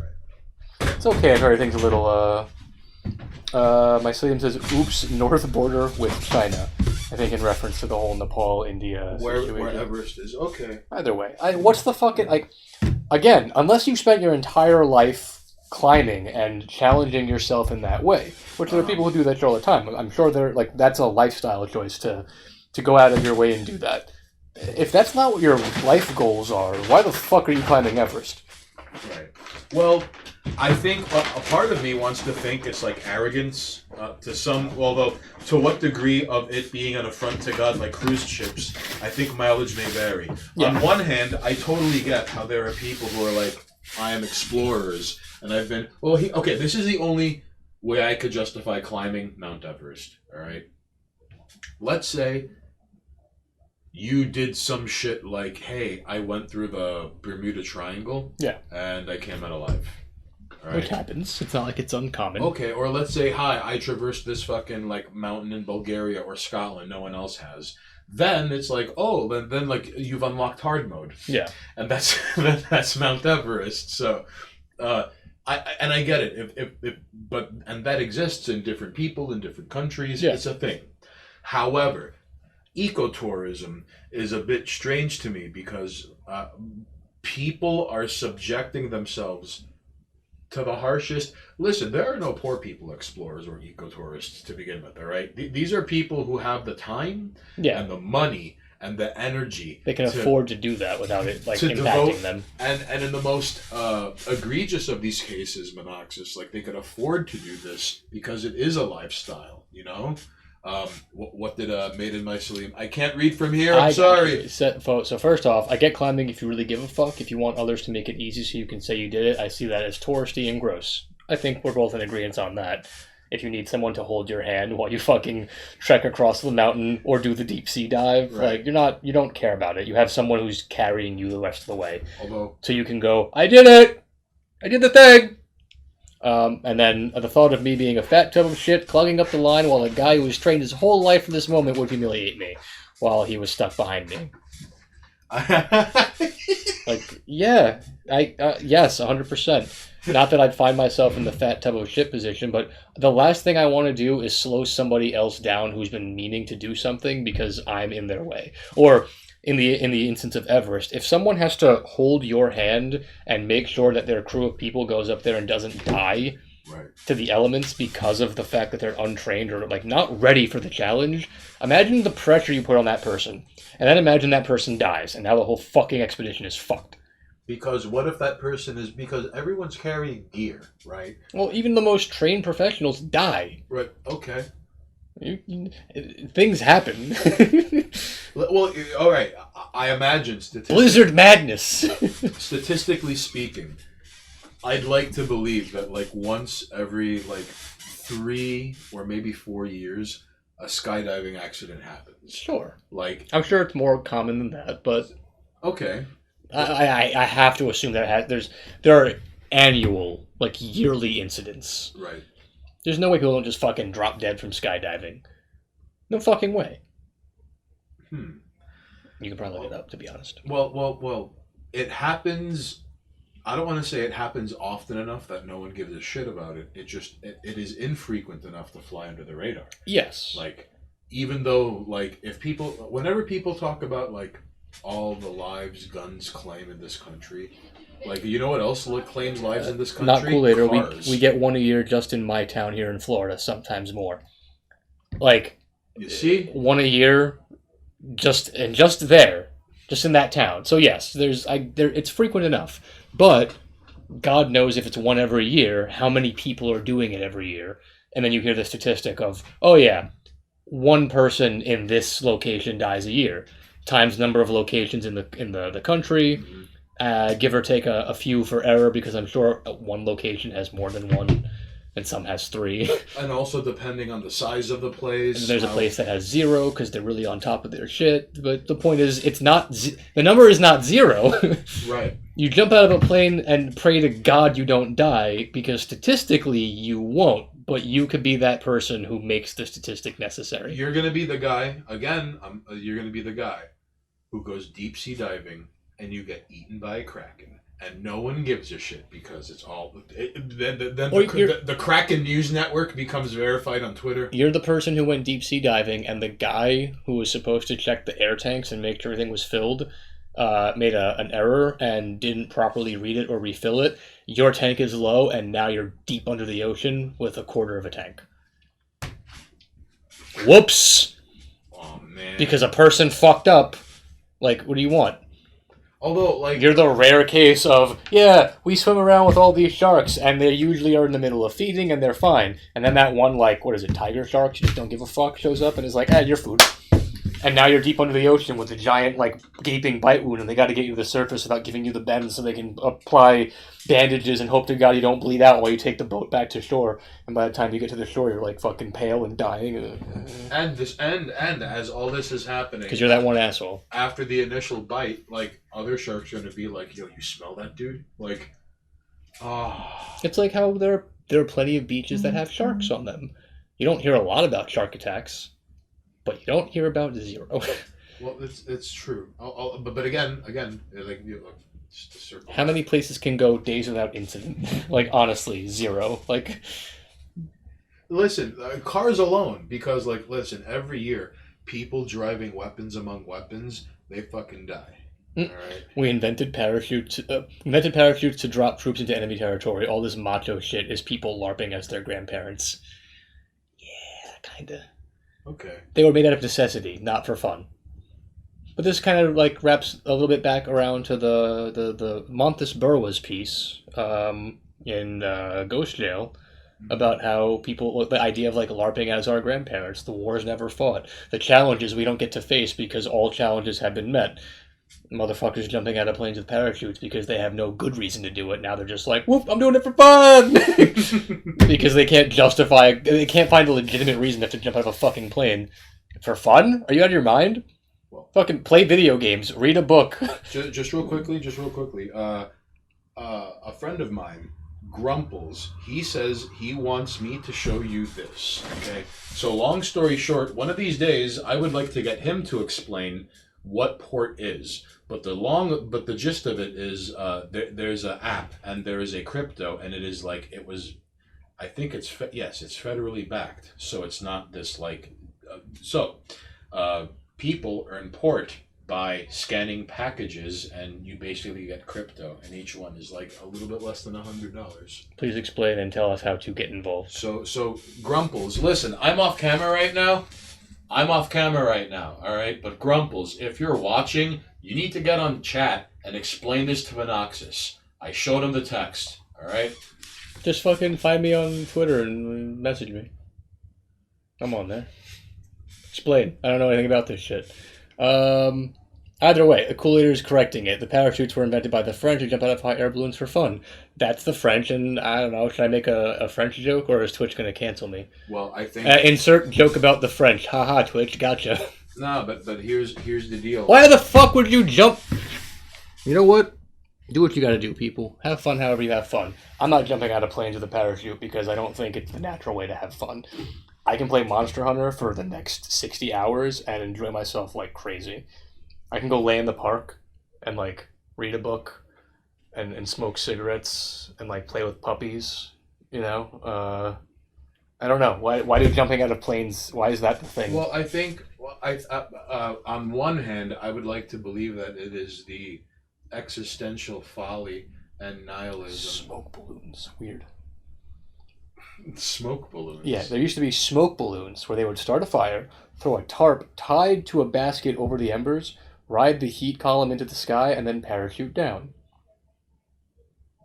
Okay. Like, you see what I mean?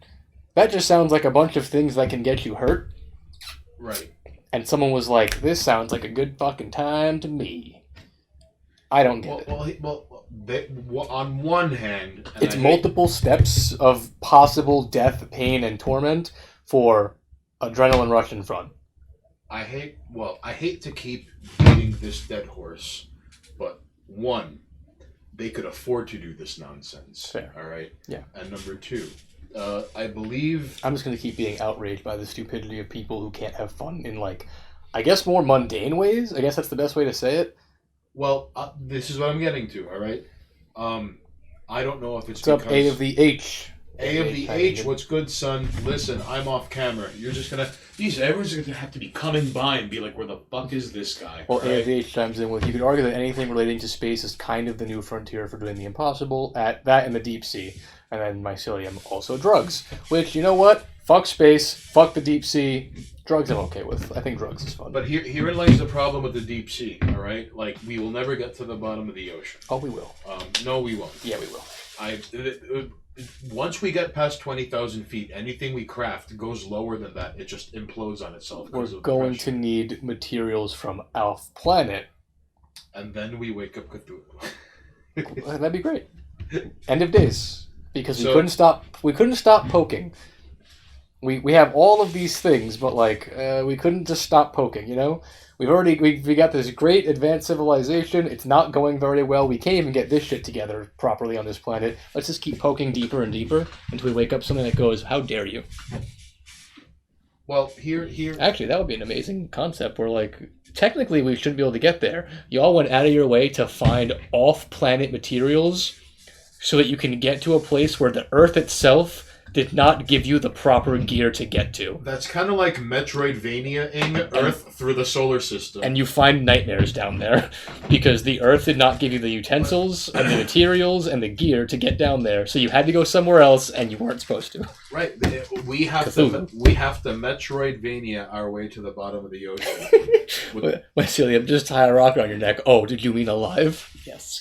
We got down there alive. So space, you know what? Space is kind of now up for grabs. And we could ship the water to Mars and walk down there. And I hate to say this, but the next man on the moon is going to be Chinese. Probably. But there's nothing on the moon. Oh, no, they're going to go there and plant their own fucking flag. Watch. And sure. Oops, the American flag isn't there anymore. Watch. They're going to be grimy. I don't know what you're talking about. Have fun claiming the dead rock. Oh, no. But on the world geopolitical stage, number one, all of China's allies are going to be reaffirmed that China number one. All right, when watching that. And while China sits there jumping up and down like Pikmin, being like, we got to the moon, Elon Musk is going to be like, I have a base on Mars. Right, but Elon Musk is not beholden to a nation state. He's technically beholden to the U.S. government via NASA, who gives him all the money. Kinda, sorta. Until he goes rogue on Mars and starts his own colony. But if he does that, props to Elon Musk for going full rogue. Yo, watch, I bet you that motherfucker will figure out a way to still be tweeting from Mars. Of course, because he's going to have his own satellites. And he's going to have a satellite ping to a space station that he sets up halfway that goes to another satellite back on Earth. Until the U.S. decides he's an enemy of the state and blows his satellites up. The Rogue Musk story. Punished Musk. A man denied his colony. No, he's going to have the colony. They're just not going to send him shit. He's going to have to become self-sufficient. But once that Mars base is sufficient and can run itself, I have no doubt that Musk is going to be like, I'm not working with you guys until you, we're going to have to work some deals out. Well, by then he'll kind of own Mars. He'll make his own Twitter with a real bird. Or a red bird, sorry. Oh, God. It's just called Musk, even though it's just Twitter with the red bird. Musk. Musker. I mean, I don't think he's going to do it. I don't think we're going to get to the bottom of the ocean, though. Not in our lifetime. But I don't think ever. Unless we get outside help. We would need to be a galactic civilization to pull it off. It's like a thousands of years in the future thing. If humanity can survive, right. Not kill the planet, actually become spacefaring and traveling, and hopefully don't get wiped out by the Zerg or the Protoss in the crossfire of traveling through space. You know what I mean? So do you think that... I think it's possible. Okay, so in theory, by your logic, All right. I want Musk to declare himself king of Mars with like 39 people. So do I. And they're all gonna be loyal to the death to this guy. What are you gonna do? You gonna come over here and stop me? I'm the one who got us here. Oh, you gave us all your stuff. All that shit's bunk. I gave you the shit that don't work. So listen. As of now, you know, every once in a while, creatures will come up from the depths of the ocean and surface and like, oh wow, look at that. Like oarfish and shit and coelacanths. And every once in a while, you'll see those animals that they look like disco strobe lights with tentacles. Yeah. And there's one animal in the deep that has like a translucent skull, and its eyes can move in like a 270 angle. Like, yeah. Not full 360, but it has two. Everything down there looks like a fucking alien. Kinda. It looks like the things of nightmares. Like the pets of the elder gods. Well, I if you believe in the whole evolution thing, you know, that's what shit looked like. And then it got up here, and it evolved into what shit looks like up here. It kind of normalized itself a little bit. Although I'd like to think that, like... Here's the thing, though. Up here we have light, we have to look at each other, we evolved to be pretty. Because let's face it, like, as much as the world's trying to move away from beauty standards, evolution says otherwise, because there's a reason why creatures are, like, designed to look nice. Right. They're attractive to their mates. They have like a nice form. Things in the deep sea where it's pitch black and you're fucking baiting things with flashing lights, and then when they bob the little flashing light, it's this giant fanged maw of tentacles and shit, because like nothing needs to see each other down there. They didn't evolve to be pretty because no one can see. Same. Oh, anglerfish, I think, are what you're talking about. The one, yes, the one with the light, and yeah, it's gross. just like, and the but mouth. That's most things down there are gross. The mouth is 20 times size the light. Because nothing can see. Attractive appearances don't matter. A of the H about claiming the dead rock. Google Project A119. It was a plan from the Soviets and the Americans to blow up the moon to demonstrate military supremacy, but then they decided to just send guys there. Mycelium, you have 30 seconds to ratify the treaty or every Tesla will explode.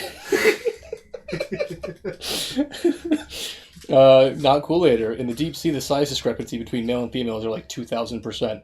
The deep sea is Earth's pig party. A of the H. I mean, I have nothing to support. I'm just like the idea that up here we have sunlight and we had to look at each other for like millions of years while we evolved. Right. And being able to look at something for long periods of time is a benefit to evolution. If you couldn't stand to stare at your partner because they were this mangled, grotesque, like Quasimodo monster with giant fangs and tentacles and shit, you'd be like, no, get the fuck out of here. But everything on the surface evolved in sunlight where optics mattered.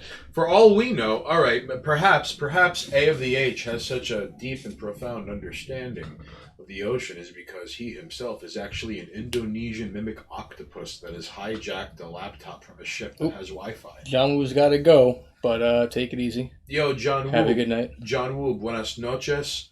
Gracias por tu consideración. Oh no, you didn't get to share the fucking Punish Chet Animal Power Hour story. There was a story about a mouse and French fries, and like it made its way back to freedom and nature. All right, next time, John Woo. You got. I saw it before we streamed. It was great. Says he can share that for sure. Oh fuck yes. Yeah, feel free to post. I don't know if there's like a post limit or just like link to it. Go for it. If it blocks the link, I'll approve it just to get it up there.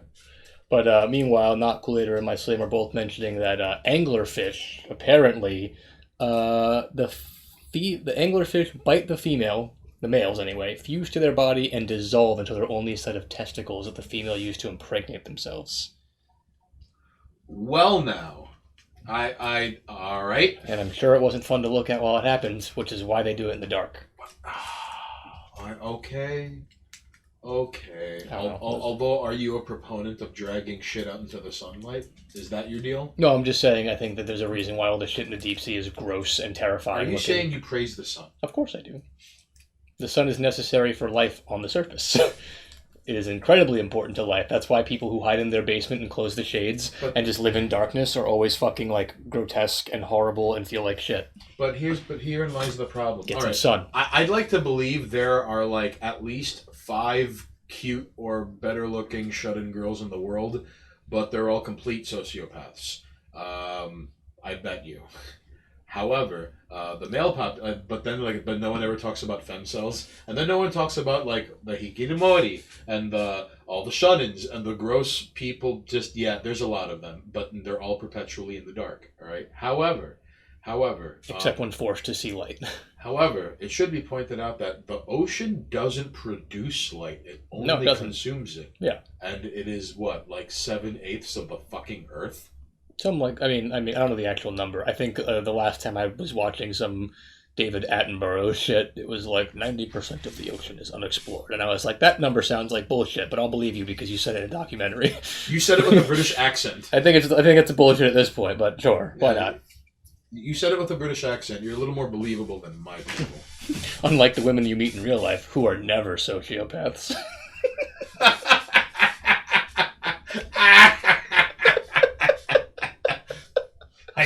Never. Oh, no, that would never... Oh, Jesus Christ. All right. I just don't want to deal with, like, real doomers. Like, I'm an optimistic nihilist. I don't need actual nihilists in my life. Okay. Oh, John Woo. So I'm on break and I'm eating some Burger King and I look over to the left of me and I'm like, please don't be a gigantic roach or my weird druid eyes playing tricks on me. And I look over to the side and it's this little mouse that's been eating through most of the snacks at my job. So we corner him in this little slot that he ran into. I grab a paint roll and coerce him out and he just runs. So I'm dashing through the room after him and he ran directly into a dead-end room. I'm assuming to be continued. Oh, shit. Left open. And he's hiding behind, like, all of the computers that are on the floor. I'm pushing them around to grab him with a cup and a piece of paper. You're trying to capture a mouse? It gets better, all right? All right. Can you pass me a lighter? Thank you. Muchas gracias. So, ladies and jerks at home, the punished Chet Animal Power Hour has broken containment and then now happens in people's lives. French fries were involved. And eventually this little mouse had gotten free. And John Woo is egoless to not even fucking force a name upon the mouse. Alright? Did I ever tell you about the time the chef at my old job, basically live deep fry the mouse? No. Alright, it's not really a long story, but here's the deal. So I worked in a restaurant, and I was part of, like, the management team that had to deal with all of the health inspector bullshit. So we had gotten our A, and we're doing the cleanup afterwards because we had a couple of issues, whatever. Mm-hmm. Not Cool says weed ciggy. And then John Woo said, then this is the end result. And I'm seeing it's popping. I don't know if that's being self-censored or link-censored. I don't know what's going on here. Do I have to fucking go over here and change things? Either way, so we're doing a cleanup at my job, right? And it's me and the chef, and we had the setup where it was like, okay, you've got ovens and you've got the pasta cookers, which I'm sure you've seen, like the big water vats, whatever, and like the deep fryers. And then next to the deep fryers is the grill. So he's staying in front of the deep fryers, and I'm doing my rounds, and I'm looking and just checking shit, because like the health department was like, here are all the things you fucked up on, double check them. So I'm going down and whatever. So I turn the corner, and me and him are bullshitting, because we were cool. He's in the middle of cooking some shit, and behind him, because there's like a very small section that leads to the back, because we had like a little wraparound, I see something moving. I tried to post an image link in one of the Bloom Guy streams, and it was like I leaned against the fire door at Costco. I don't know. I mean, whatever. Link post. Usually links are fine. I can okay them. I'm just not seeing any links, so I don't know if that's like a new thing, automated, or whatever. I'm not sure, to be honest. He's just coming up as stars, what he's posting. I've never seen that before. Welcome to the Monoxus troubleshooting live stream. Well, it'll be a Twitch thing, because like I'm pretty sure I have links allowed, like unless they changed it automatically in the settings, so you can post links in chat usually, or I can just approve them. Either way. Okay. But point is, so I see something move in the background, and I'm like, I look back, and there's like a little mouse, not full grown, probably a baby, lost in the kitchen somewhere, and it's just sitting in the middle of the floor. And I'm like, oh shit. Now, normally, like, I don't like fucking killing things, personally. I'm not a fan of it. I'd rather get rid of it. But we're in a fucking restaurant. We gotta do something. Otherwise, this mouse is gonna run around. So I'm like, we gotta fucking, like, capture it, whatever, kill it. So he takes a saucepan, and he dips it into the deep fryer, which is on, full blast, mind you. and then just splashes that shit. Ooh. Fucking hot, like instant, just fried, like mouse. Sweet Jesus. You heard a little like. Kid you not, little, quick little, and then like there was just this like gross, dead, outside seared. Like I was like, you better clean that oil mess everywhere. I was like, you're cleaning that shit up. Pobrecito, no. But just fucking like threw a fucking pan of hot ass oil all over this fucking mouse, decimated it. The only other mouse killing story I have, since I'm on the topic of it, because I got a second mouse killing story. I was working in the deli department of a location that I will not disclose, and I'm in the freezer, and I'm like pre-skewering the chickens for the rotisserie because we had to fucking pack them on and then set it all up and get them ready so we can load them up. Right. So I'm doing this, and at this point, like this job, like, whatever the fuck I want. So I'm there in like my fucking like combat boots and shit with my hoodie on, whatever. Someone opens the door, and I have like headphones in, and I'm not paying attention. I'm just fucking skewering chickens. So I'm in the middle of it. My sleeve says I used to be an exterminator, so I assume I killed a lot, but never saw them. Yeah, probably. So this time, door opens because someone's trying to get my attention and be like, you know, go do a thing. Whatever. I had to go clean an oven or something, and a mouse runs in. And reflexively, I just turn and fucking stop.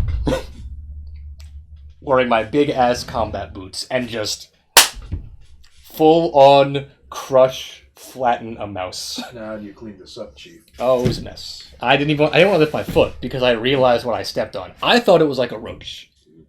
And then in the last second of like bringing the boot down, I see tail and fur and was like, oh fuck, I'm like too late. Boot's down. Oh, no. And there's crushed mouse underneath my boot. And it was disgusting. Unlike the hot oil, there was no... No, that one, I mean, I had headphones in, so it might have been, there might have been a noise for all I know. Although I love how that But yes, that was like, roach! Oh no. That first mouse got the fucking equivalent of the medieval like Yeah. oil over the wall. That's... I was so caught off guard. Because I was like, yo, grab a pot and like put it over it so we can get it outside and get rid of it. That's so barbaric. And that's amazing. because he's like holding a pan and he's about to go cook something. Like he's in the middle of making, I think he was making something for one of the guys there because we were closing up. And he was just making like family meal type shit. And I see a mouse and I'm like, fucking like, cover it, grab it, do something. We have to get it out. Because I'm not going to fucking just like, I don't know, pull out, I'm not going to shake that mouse is getting in the way of family style eating. And he like, I don't know if it was like a thing he's done before or it was like a split decision because he's holding the pan and the fryer's boiling like with shit he's frying. And he was just like, like, I was like, God damn! It had to have not been his first rodeo because he didn't have to aim. Like that it was a fucking pan full of hot oil. There was no, it was just... How do you... Alright. That mouse was just fucking like... Cooked alive. A wave of hot oil. And cooked alive. Probably. I didn't touch it. I was just like, you're cleaning that. There's no way that you should have... Like, he knew what he was doing. This dude had his fucking, like, food handlers and, like, he knew that was not a proper way to handle it. Part of me felt like he just wanted to do it. But I heard, like, a squeak. Like, a very quick... And then, like, I just saw the mouse. And I assume it was, like, stuck to the floor. Whatever. And you have to scrape it off with a spatula. I don't know. I didn't stay. I was like, clean that shit up. Never in my life have I seen something like that again. And the one that I stepped on, I felt so bad because I was like, roach! And it wasn't a roach. And I felt terrible. So what I always found loathsome about having to kill animals is like, all right, so one time, like I worked at a pizzeria. Yeah. And I remember someone once like, all right, a guy I worked with, like he was like, go take out the garbage. So like, you know, I'm taking the garbage out of this one can in the kitchen. Yeah. And I put in a new one, all right? Someone else was eating and threw out like it was like the crust of it, all right? So like it's right next to the door that leads outside. So like a mouse from outside fucking like scaled up and went into the new garbage bag. And like 1, 2, 3, the guy who threw out his food, he just takes the garbage bag, walks outside, wraps up like the loose like end. Yeah. So there's just this little globe where you see it The like, mouse. jittering. Yep. And he swung it as hard as he could against the fucking like garbage dumpster. and then threw it in the dump. Like opened the door, put it, and then they closed it. Yeah. Ooh. And it was just like because like back then. You just put it in your garbage bag. We didn't talk about things like that. It's just there are other things to worry about. I gotta stir the sauce. I have shit to do. If the sauce sticks, I'm not gonna hear the end of it all week. Well, like I said, I was doing the rounds, making sure everyone was cleaning shit properly, so we got a good grade. And then a man fucking live deep fries a living creature. I'm like, clean that shit up. I don't want to hear about it. Like, we're not bringing this up again. Check where it came from. But again, and then, like, I'm pretty sure it was like a baby mouse. That was just like a lost baby, and what a way to fucking go. Like, oh my god. That's so, I can't not find that funny. I'm just glad that his body was blocking my view of the turn to fry because I couldn't see what happened. I just heard a squeak and then was like, clean it up. I don't even want to know. I just saw like it's gross. But damn, what a way to go. You know, one of the things I miss about working with food is how every once in a while you were able to like, I can prepare something like, because like when someone cooks for a coworker, that's like, oh, like it's they hook it up. It's and they make it nice. Right. Like, you know, sometimes they add little touches. You know, like, sometimes a customer comes in like they're fucking like regular and they're like, make it nice, and if you like them, you're like, yeah, I'm gonna make it nice. Nah, the chef always makes it nice for the house. Right, because I remember the man who hurled the mouse against the fucking dumpster. I remember when he cooked for the other employees, he would make like chicken francesca, but he would insist on using actual tomatoes and not tomato juice you could get in the bottle. Like, and he would do little touches, like he would grind like the basil with the salt when adding it in. He would do like all these little touches. Yeah, that, just make it nicer. It was. I've never tasted better chicken francesca in my life, and like it was made by. And here's the best part: this guy, he busted my balls for the first 3 weeks when I worked there. Anything and everything I did, he would just. I remember like taking an order down and writing it down. And he's like, "You write like a fucking girl, faggot," and I'm like, "Careful with the F word." It's just, excuse me, I'm sorry, but that's what he called me, and I'm just.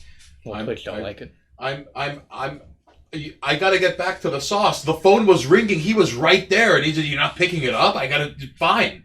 Take down this order." And that's what he called me. 3 weeks of this mercilessly. He'd be like, "Make me a pie. Let me show me you're not useless." I'm like, "Okay," and I make a pie. He's like, "This is fucking terrible." And like the boss just like waved it away, like hand waved it. That's like, fine. Yeah. And I'm later serving these slices to customers who show up, and one was even like, "Oh, this is good," and I'm like, "Oh, thanks," and he was just like looking at me like I just fucking like spat on the floor in front of him. Oh yeah, I've had those. Like that, like people who are just they're never satisfied. Like, why did you you started this? Okay, now I want pizza. Right? Now, like, right? Because it's the most popular food in the world. All right. It's one of the things where I'm not sure if I've ever said it on stream, but I will say this shit. There's no such thing as bad pizza. And then one day, as if nothing happened at all, 3 weeks, like a fucking ceaseless, unending juggernaut made of battering rams, of giving me a hard fucking time. I remember, like, day 22, I come in and I'm expecting, like, you know, like, look at this fucking mook over here. Who does he think he is? And it's like, in my head, I'm like, I'm 20 minutes early. Like, come on, really, dude? Yeah. Like, I'm expecting this. And it was like, "Morning, Haynes." And it's like, "Morning, Mario." Just, I had to process that for like an hour.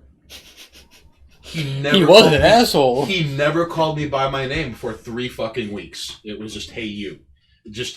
And one day, like a switch flipped. Yeah. Just day 22, and then this happened. And then he was like, "Get a mangiare," and I'm like, "Yeah." And then he made me chicken francesca, and I've never tasted anything better in my life. Yeah, you had to come around. Some people never come around though. I had a person who in the place I was at. I heard him say the F word more in one concentrated sitting than I have for the rest of my life. Jeez. Like he would, and everyone was just like every hard R gamer word you can think of. He was just like even to other Sicilians, like Sicilians and like Italians who were dark, and he was like a very fair skinned like Sicilian. But like Italians darker than him, he'd call him the gamer word. Damn. Just because they had darker skin than him. He was a ceaseless savage and an animal. And, like, I'm half Greek, so you could imagine why he took us back. Like, oh, because you're Greek, right? Jeez. Ooh.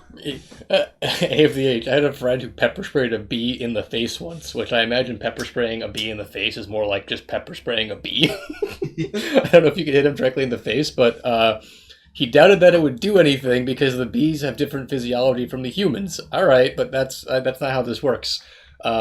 He waited for the bee to sit somewhere and then doused it with pepper spray. Needless to say, the bee died on the spot.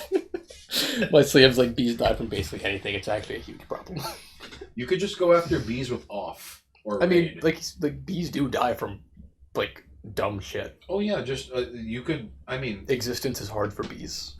You have to go at them with a Bic lighter and a can of Raid. That's what you have to go after bees with. I mean...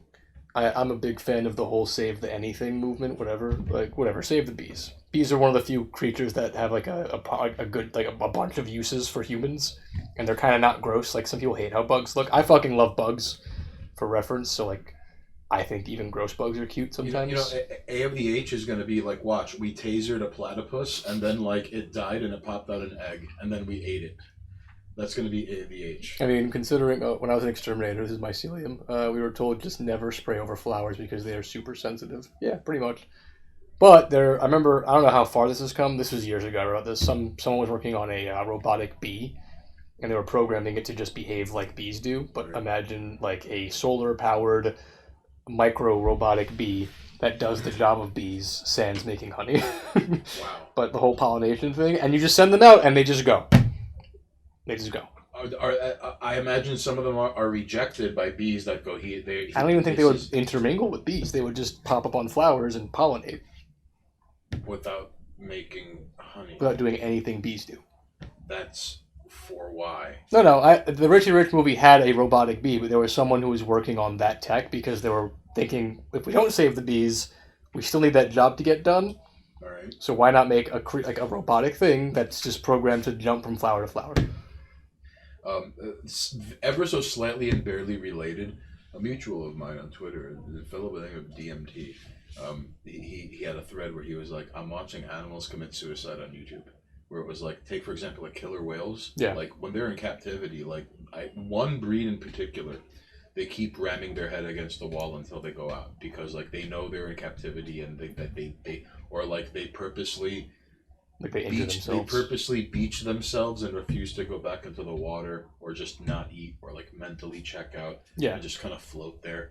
Like this stressed happens. animals injure themselves. Yeah. Like I mean, parrots are pretty big on that. Parrots will just like maim themselves if they're stressed. Right, and you every once in a while you'll go to like see zoo footage and you'll just see like a polar bear in the middle of July in an encasement, and it's just like sitting there sad, seeing like all these kids in shorts like pointing at the bear. Oh yeah, there's plenty of animals that just don't belong. Like a lot of animals don't. Why belong is in there captivity. a polar bear in the Central Park Zoo in the middle of July? That Yeah, is an yeah. affront to God. At least like that. I love seeing things like seals, which are like social animals and they work well with humans. Right. Fine, keep those around. They play nice with us. They don't mind as long as you give them space to move and feed them. Fucking bears don't want to be in captivity. Gorillas don't want to be in fucking captivity. Like neither do lions. Lions don't. Whales don't.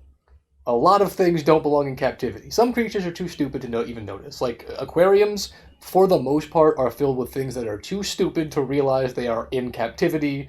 Almost. If they're given, for the most part, like I said, there are some intelligent, like you dolphins. Dolphins know what the fuck's going on, but dolphins also play nice. Dolphins are very social. Dolphins also rape. That's some dolphins. Some dolphins. River dolphins are the rapey dolphins. Not all dolphins. I mean, I'm sure there are ocean dolphins that are kind of rapey, but from what I remember, Museum of Sex actually taught me this, because there's a whole section on animals in there. Mm-hmm. And I remember the whole section on, like, the myth of the rapey dolphin, essentially. I mean, I'm shorthanding it, because there was a whole wall dedicated to this shit. But it was, like, the rapey dolphin myth. And the TLDR, it's totally not a myth. They're actually rapey.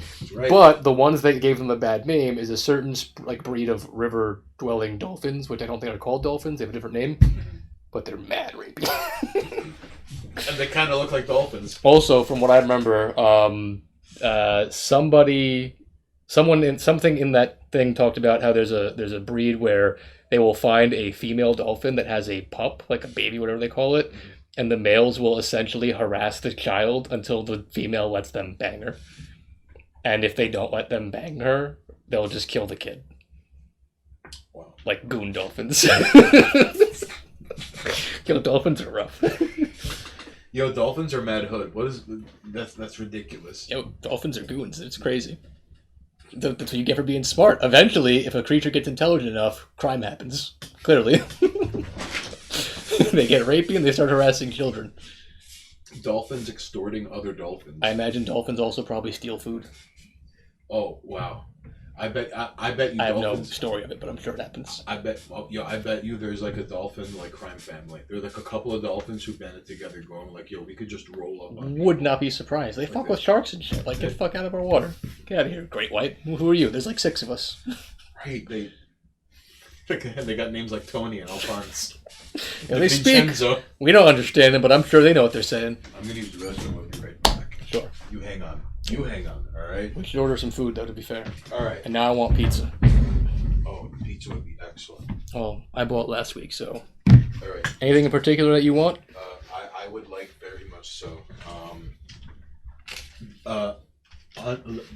Anchovies? Do you mind? I don't mind anchovies. Do you mind anchovies and pepperoni? Anchovies and pepperoni on a pizza. Well, okay, no. What would you like on a pizza? I like onions and bacon. And basically all veggies. And all veggies. Mycelium baboons will memorize who fathered which kid and will grab them as a hostage if the father is getting ready to attack. Yo, monkeys too! Or baboons in this case. They're not. I don't think they count as monkeys. They're goons! These animals be wild. Right? They're extorting other animals. Well, you know what? I will find a pizza place first, and I'll hang out with chat for a little while. You go do your business. Yo, fucking some animals. Where's my water? What else? Oh, another one. I don't think this really counts as goon behavior from animals, but that same trip to the museum that I went to, I think it was it ticks? I don't remember if it was ticks. There's some like creature that it jabs like a spike into the womb of the creature and just injects its like semen into it. Nature's fucking weird, man. Some wild shit happening out there. What did I miss here? Because they stole the idea from Richie Rich. Do you really think that scientists are out there? Is it spiders? I know there's a couple of things that do it. There's just like insects that just fucking jam that shit up in there. Pretty much, yeah. It's kind of rapey. Some beetles just climb up. I've seen beetles that will climb trees to get to females and then throw them out. As far as eating weird things go, most of Indonesia is fairly conservative with chocolate mixed with cheese being the weirdest thing that is everywhere. However, there's one city called Manado where they literally eat everything. Cats, dogs, bats, bugs, monkeys, you name it. On their wet markets, there is so much lung herpes that it's... Well, to be fair, I mean, the whole domestication of animals and not eating certain things, I've never understood it. I get why people who have pets, if you have a dog or you've been raised with like domesticated animals, you don't see them as food. You can eat anything, realistically. Some, I don't think... I think it mostly comes from the whole... You see it as a pet and not as a food product. Kind of how some cultures look at pigs and are like, no, whether it's religious or not, or cows are sacred, and some people have... Like, I imagine someone who has chickens as pets probably doesn't look at chicken as food. I mean, I've heard... Yeah, pigs... I mean, a lot of animals are smart. I mean, if that's the justification for not eating them, okay, that's a better justification than it's a pet, you know? Fucking eat cats then. Although, I'm pretty sure I've eaten cat once. I'm almost positive. Because I had some food from a spot, and I'm not going to say what culture it came from. You can just assume. But there's jokes about them serving cat. And I got a dish from them, and the meat was, like, gray, and it peeled almost like a string cheese. Tasty as fuck. And then years later, I watched some documentary about like a festival. I think it was a festival in China where it's all about like eating dogs and they just like serve them up. And part of that was saying how the texture of cat meat is gray and stringy. And yeah, I mean, I'm pretty sure I ate cat once. but I mean, it was pretty good. Saw a dog being killed, and I was the only one who was disturbed by it. The rest of you were just, yeah, give me a pound of dog. Yeah, their entire places, like I said, the documentary I was watching was about a festival, and I believe it was China, and they have an entire the Lin Dog Meat Festival. Yeah, and there's just like a festival they go and they eat dog, and watching them just big old like boiling pot, the dog goes in, lid goes on, and then when it's done, carve it up. In this stall, we use a blowtorch. Yeah, it's In this stall, we just fucking swing them by the legs. Well, that's just that's depending on where you're from. That's not weird. I was just saying, I understand the whole domesticated animals are not food thing. If you're raised with dogs or cats, you're like, oh, don't eat them. But some people have like chickens as pets, so they're like, don't eat the chicken. The chicken is the fucking like that's your pet. You don't eat the chicken. You know what I mean? However, but I can't confirm. The Chinese, other than the French, the Chinese have no regard for animals in terms of cuisine. Well, I mean, they eat what they eat, animals, and they eat. I mean, I don't know if they have any like cannibal tribes over there. I feel like cannibal tribes are very specific where they're located. Because if I'm not mistaken, we still have cannibals. French and Chinese cannibals? Well, is that what you're insinuating? Oh no, I'm saying I don't think that they have cannibals. Okay.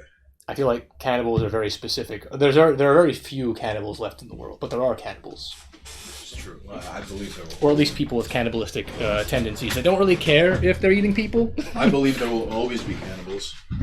Oh, and then there are people who may or may not go around the Hollywood circuit and purposely go out of their way to allegedly eat human meat. Oh, well, you mean and take in the delight of spirit cooking? Yes. And of course, you too can sell your soul to something that is beyond meat space, but you can't trace it back. You cannot divide or divinate its origin, and it is ugly by design, and it is in the bedrock of things that are pushed from the top down. AFDH goes, Smoke Meth 720p goes, I would eat human if I got to pick the human. Who'd you pick? All right, my money is on like Ukrainian. Regular or square? We're getting some squares. Okay. And toppings wise, let's see. I don't see the oh no, there you go, anchovy. Praise be unto Aqua Buddha. Pepperoni, right? That's what you wanted. Yes. And I'm gonna throw. So now red onion.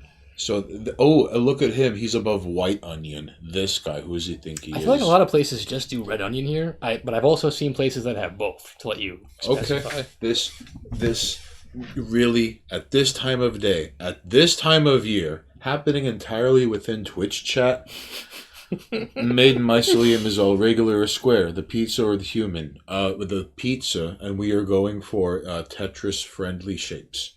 AVH is square Ukrainian cannibal pizza. To be fair, this spot makes better squares too. For all we know, AVH is going to be like, hey, you want to have some like cook? You remember when people would order pizzas well done? Yeah. All right. So like AFDH is going to be like, can I have like a Chilean well done with a little bit of Argentinian on the crust? You want anything else? While we're ordering? I don't know. They got like nuts. They got desserts. They got salads. What do they got? Stromboli, calzones. I don't know. Let's see. I mean, those are the desserts. I don't really care much for the desserts. Well, you know what? Those are nuts. Those actually like are fine. I'll take you to that. Okay. So, and by the way, like this jerk ordered some fantastic Indian food the last time I was here. Oh, they have wings too. Well, yes. But on the bottom. The bottom of the menu is wings. All right. Because I'm an uncultured slob, so when referring to Indian food, I have to refer to Monoxus. However, you wouldn't believe it unless I told you, and I could only tell you because I saw it and I lived it and I ate it. But there is such a thing as Afghan food. You know that Afghani restaurant in St. Mark's?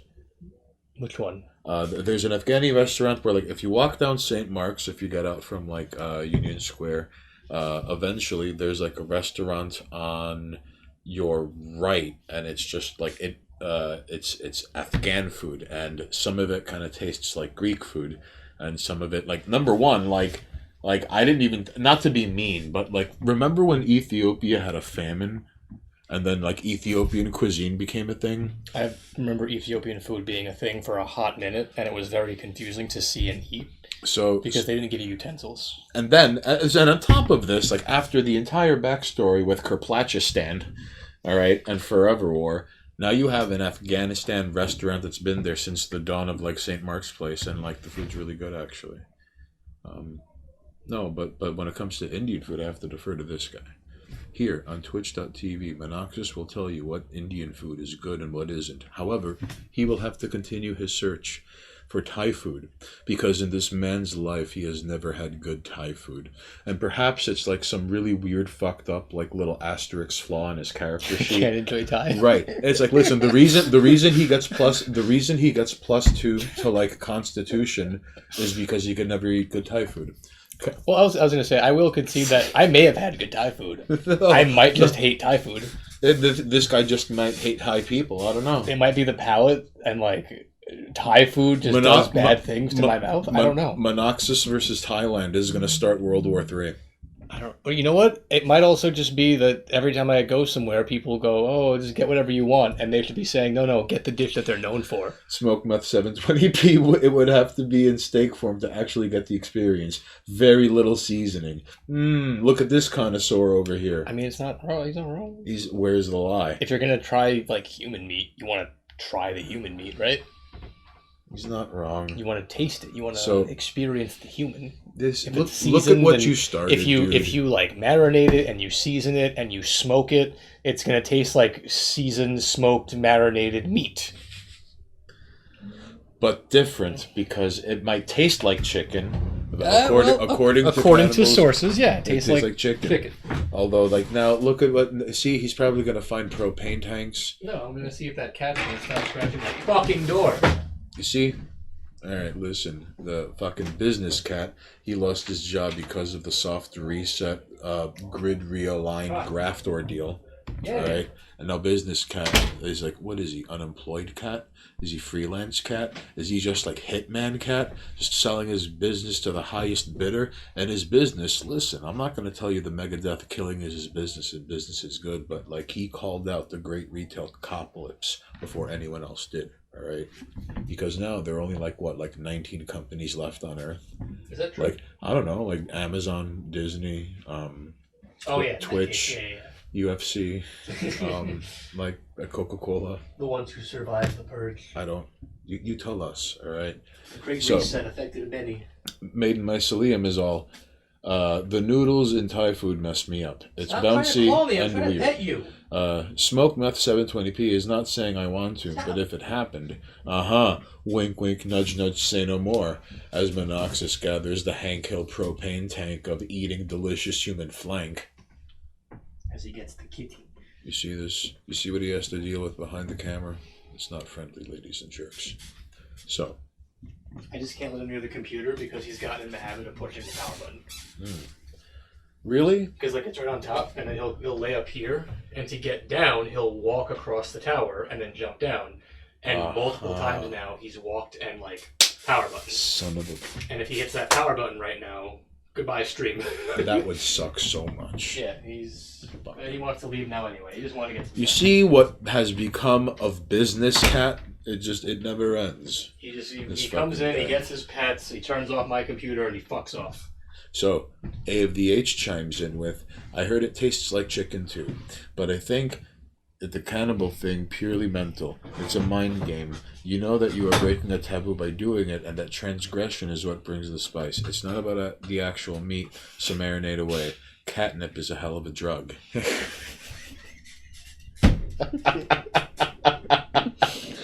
It's funny because it's true.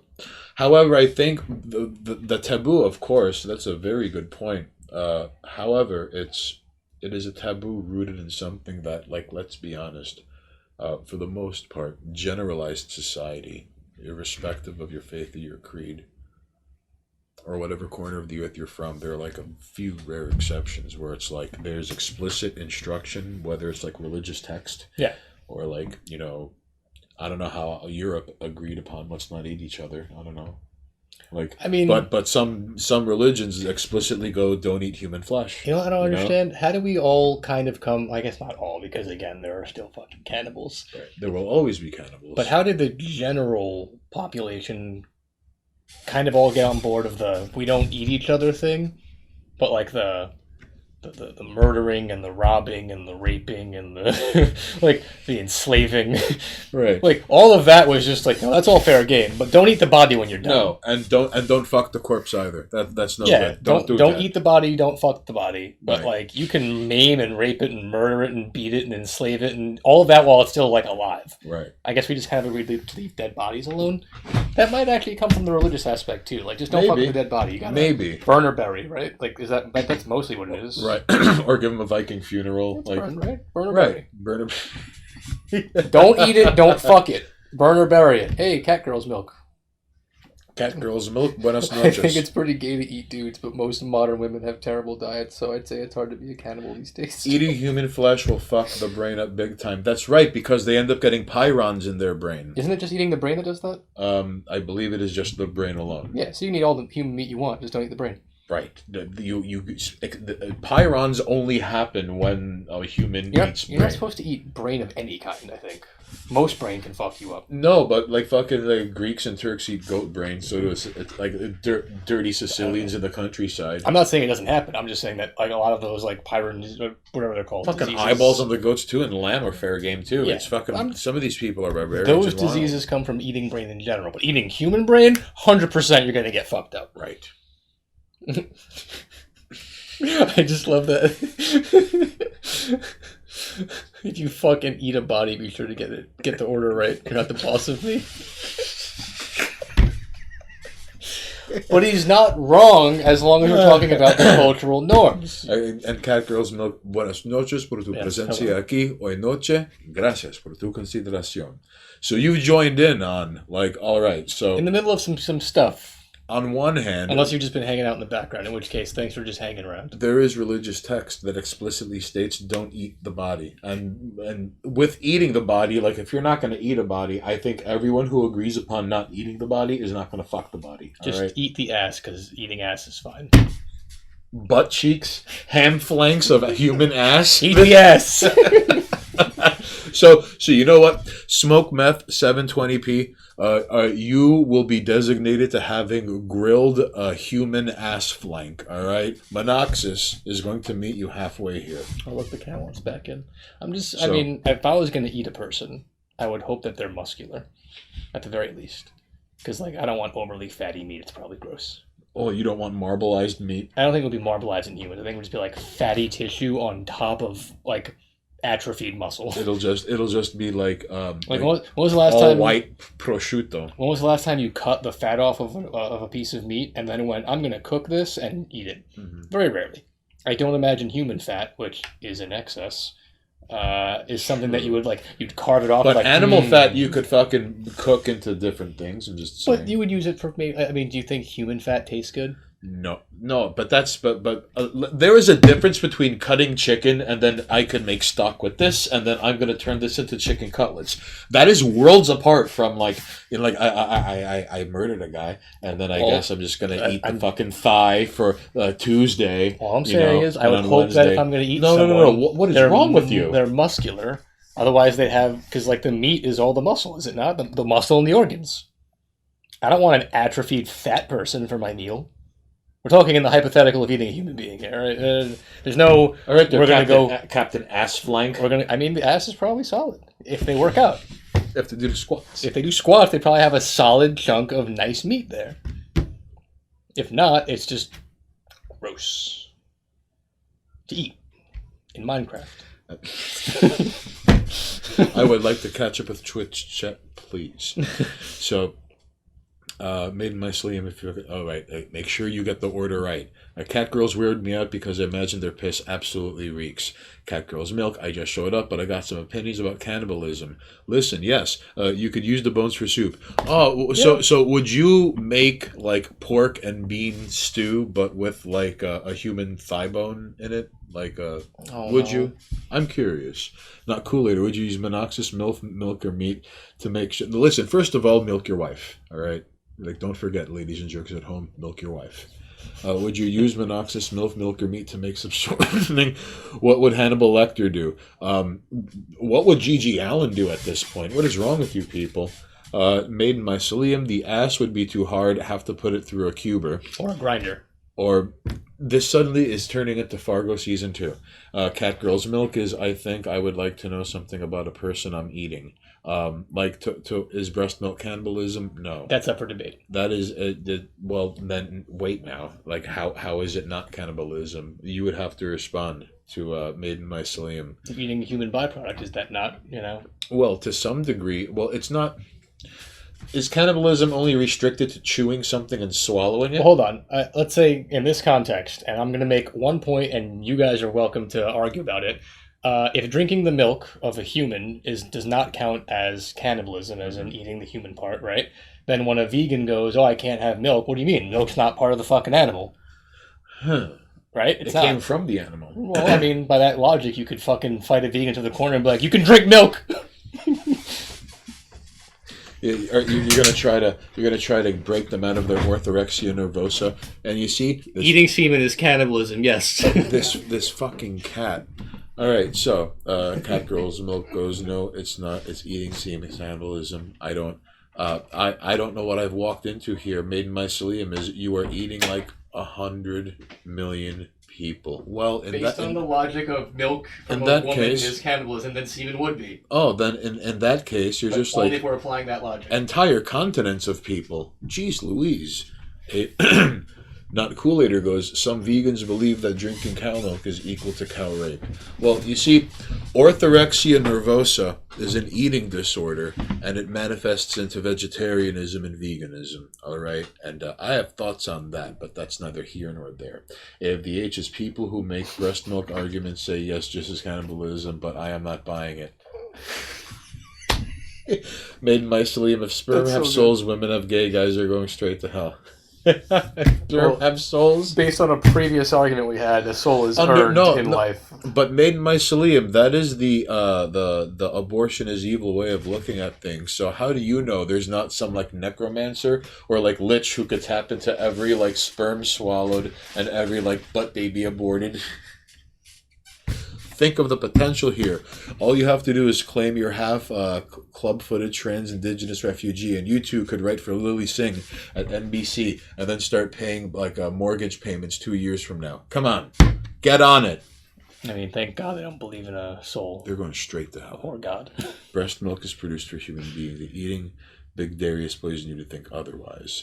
So, should we be having like breast milk pops? Like the way you could get like frozen fruit coconut bars? I mean... like just breast milk? It's down the line. Oh, AFDH, by the way, he had tweeted what looked like corn ice cream, or I don't know if it was frozen corn on the cob. There was corn ice cream. Yes, that shit looked delicious, dude. Like, what the fucking... Where can I find this? Uh-oh. Can't say that word, apparently. Oh, so evidently Made in Mycelium, he said the word Muslim twice, and what he typed was the following. If you think the soul arrives during pregnancy, then it would be fine. So Muslims could drink all the same semen they want to. Ironic. Made in Mycelium, I got auto-modded. Am I in trouble? Vegan beheadings. All right. No, listen. Let's not get on another beheadings trade. So here's the thing. Though. You're not in trouble. Now you're just gonna have to fight the Amish. All right. You see what that landed you? Here's the thing that I'm at least in the case of the auto mod, since you can see what it looks like. Mm-hmm. This sentence only got auto modded because both of those words were in there. Right. You see what I mean? So does that mean you would be able to put like Buddhist semen or Catholic semen or Jehovah's Witness semen? Let's not start or, that. Jedi semen. Let's assume that if you put a religious group... it's not... Or See? It's because it was in the same sentence. Okay. Oh, okay. Interesting how the Twitch auto mod works. You see, ladies and jerks, here at twitch.tv/Monoxis, you too can learn about the limits of a Twitch chat that is automated by a bot. That is because what if like 2 years from now there's some World Health Organization thing, and someone came from like Pakistan, all right, and it's a predominantly Muslim country, and then they're talking about like Muslim and da da da da da, and now this new strain of HIV is carried through the semen, and then like Twitch, kind of like what happened to Metallica. That's it. They cut it out. Like no more chat, no more video feed. Well, I'm wondering. It's just audio and a blank screen. I'm wondering if it's because the two words are just in the same sentence, or if the auto mod figured out that the words Muslims and could drink and semen were there. Like, did the mod detect a potentially like offensive statement? Well, can you do the same thing for like other religions? Probably not. Although, however, don't test it, chat. What really what really got the noggin jogging was when we were doing like the whole e-heading bays thing. Yeah. It was like atheist e-heading bays, and yeah, No. Remember, it got flagged. It was considered like a religious group. Remember? I thought atheists got through. It was the other ones that didn't. Other ones didn't. Atheists were considered like interesting. I don't remember what it was. I just remember I remember chat going on a tangent of blank beheadings just to see which ones popped off. And the auto mod. And now, also, to be fair, I think the auto mod is through Streamlabs, but I imagine that Streamlabs was made with Twitch in mind. So I don't know. All right. Whatever, doesn't matter. So we get to say it out loud anyway, because it wasn't. I mean, that's not offensive. So Cat Girl's Milk goes, babies literally cannot eat anything else at birth except synthetic breast milk. This is true. Listen, Cat Girl's Milk, I'm starting to think that you want to drink mama milk. A of the H's, I will look into getting some sweet corn ice cream to you. We also have sweet green bean. Sweet green bean? Holy shit. I have what had is corn ice that cream. about? That shit's mad good, but I also love sweet corn, so... Made in my Mycelium. For all I care, well, I mean, you're going to have to elaborate just a little bit, if you don't mind. So here, make sure to, all right, ladies and jerks who are watching and those who are not in chat, all right, hit follow. So, oh god, I'm covered in cat fur. Here at twitch.tv/Minoxus, we could give you public broadcasting services for viewers like you. More or less, it's public access TV in the 21st century. Oh, and next week we're going to have, hopefully, if the thing ships, the green screen back. Aha! So no more of this. No more. Much to, I hope it's to no one's chagrin, to be perfectly honest with you. Yeah, I think we could probably let chat pick what we put in the background. That would be hilarious. And hopefully that doesn't get us fucking screwed. Just put like World War II footage. Yeah, whatever. Not Kool-Aid. Cornbread made with creamed sweet corn is the best thing ever. All right, that sounds ever so delightful. Made mycelium is, I thought that phrase that got modded was being seen as an insult. That's what I think. think, Bad too. Phrase for all I care. But here's the Although thing. that implies that people of that culture don't give blowjobs and swallow. Right, so... Which is kind of weird to assume. But you see, Twitch chat, much like Twitter, is kind of like spell check in the 80s. It'll tell you made a problem, and it doesn't tell you how or where. That's it. That's how that works. Not Kool-Aider is, the cabal would be an epic background.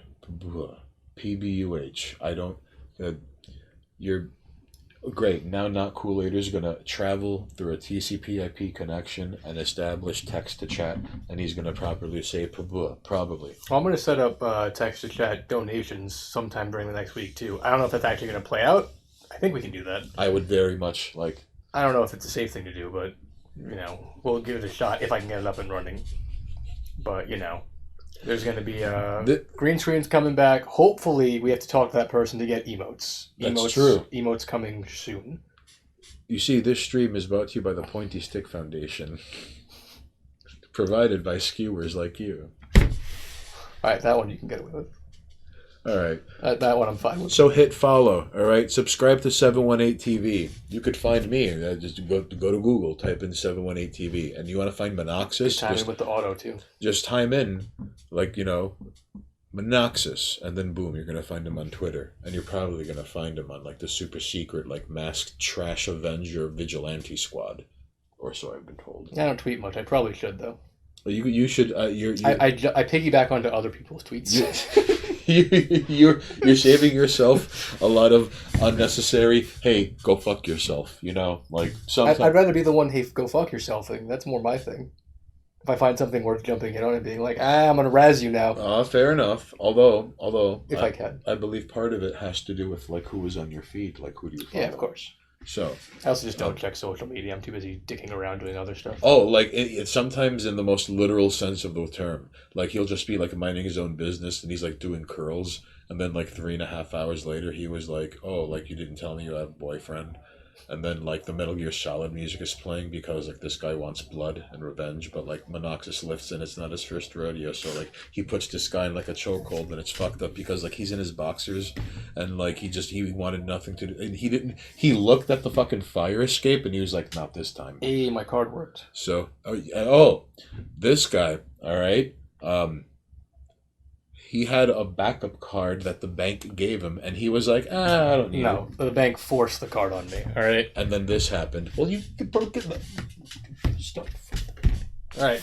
I got a fucking card sent to me in the mail by my bank. This is not interesting. And the bank was like, Oh no, this is some fantastic bullshit because like before we started streaming, he was all like, my card just got declined. And he was like, how does this shit happen? I ordered some bullshit via the Bezos company. And I've been using this card for fucking ever now. I only replace them when they're up for expiration because why else would I don't use it for anything else. And I ordered some shit and it was like, nah, that card's declined. It's not working. I was like, why? I didn't get a new card. He sent me a new one a while back. Something about the new chip thing, and I was like, I don't care. I'm not going to use it. I'm going to use the old one until this one's, and then when that one expires, look, I have a free one anyway. Or if it breaks, Turns out they were just like, no, that card, we're canceling it for you. Use the new one. See, not interested. because they can and they will. Because apparently the bank can decide what card I'm using. Fucking banks. You see? And that's not just because piggybacking on some online popular sentiment. Like, you see, they're forcing him to take that because evidently... You must take the chip. I bet you... I had a chip. There was some, like, new chip bullshit. I don't know. Maybe Chase got hacked and they were like, I gotta give you a new card. Please use a new card. Or because the chip in that card can help pick up audio. Yeah. Or it's easier to scan when someone walks by me to, like, steal my credit card information. Right. I don't know. So I've been told. Those chips were a bad fucking idea in the first place. Forced, anyway. Like, not Kool-Aiders all, we're eating good tonight, boys. Hot chip. You must take that chip. Hot chip. What kind of chips are you having? Are you talking about like British chips or like fish and chips? Or just like, are you having 3 family-sized bags of potato chips and like they're all the hot spicy ones? And you just like some dude... You're going to eat all 3 bags. Some dude in Florida going, hot chips. And one of them is like a bag of like Andy Cap hot fries. And they're fucking hot fries, but he's like, hot chips. As in small chips. Ooh, with the garbage bag full of chips. Hot chips. That you... You know what I had recently at that barbecue? Avocado salsa. Really? Since we're on the topic of chips. It's mad good. Avocado salsa. It's fantastic. That's basically guacamole. But like made with all the avocado. The avocado is mixed in with all the salsa stuff. Oh, it's just avocado salsa. It was really good. And you know, I don't know if you've ever had this problem. Salsicado? You know when you get to the bottom of the salsa, Salsicado. the salsa container, and like you can't get anything out. Mm-hmm. No, it doesn't happen because it's like thick and pasty. Scoops. Wow. Since we're on the topic of chips, I did. It was amazing. So it took us this long for someone to decide to go guacamole and salsa? Like, I guess. I mean, I'm sure it's been a thing, and I'm just dumb and didn't look. Because every time I get chips, I get salsa. Because the people who put cheese on chips are wrong. Hot take. Okay, ladies and jerks, listen. I'm a huge proponent of cheese on chips. So evidently, like he would probably take me out with like fiber wire if we were on like the chip boat on like day 12, like 47. I wouldn't take you out, but if you had chips in front of you, yeah, and then there was like a nice salsa, and then like a nice cheese. And we're not talking like fondue, like a fondue cheese thing. Like that's a whole different fucking story. But then you can put better things in there. Right. But like you've got salsa and cheese in front of you and a chip. You've got this nice blend of veggies seasoned properly, and then you've got melted cheese. All right. I think I rest my case right there. Touche.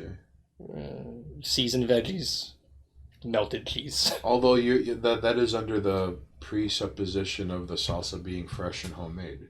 I mean, yeah, but I can still say if you're gonna get the jarred shit, like the jarred melted cheese is not better than No. homemade melted cheese, but the salsa is still seasoned veggies. So jarred salsa. Still better than jarred cheese, in my opinion. No, but but what I'm saying is you're putting jarred salsa up against me having cheese in my fridge that I'm going to put on the fucking chips. Oh no, like you're talking about like grating cheese down? Oh no, they fucking like cut the cheese and I'll ride home the rest. I'm talking about people who get like the jarred cheese. Oh, because I thought you were comparing salsa to cheese, and I'm like, oh, I thought you were about to like hammer me between like the dips. eyes. I mean like the because dips. I'm like, hey, the dips. I have cheese in my fridge. Would you like? I have like feta. I have cheddar. Like, come on. Like, I even have like the Boar's Head American cheese slices that are better than the individual like plastic because it's cheese. Is jarred salsa better than fresh melted cheese? That depends on the mood. However, I think you would do both in that case. Queso. Yeah, like that shit. Yes, the Boar's Head American is actually good. You goddamn right. I feel like Boar's Head American is the only one I actually like. It is the American cheese. And they not only have yellow, but they have white American, which is like it kind of tastes the same to me, but maybe I'm an uncultured slob because people who try and put Kraft singles on my burger get smacked. Really? I mean, it's not good. It's gross. It reminds me of disgusting school lunches. He has ruined 3 cookouts this way. Like he's just minding his own business, and then he's asked to Honestly, leave. I don't remember the last time I bought American cheese at all. I think I stopped eating American cheese years ago. So, Cat Girl's Milk chimes in with, white is always better. Racist. I'm not Kool-Aiders, I always get the white American. Racists. That's, alright. So listen, in spite of the fact that these 2 people are inciting white supremacists. Alright. White cheese supremacy. Alright.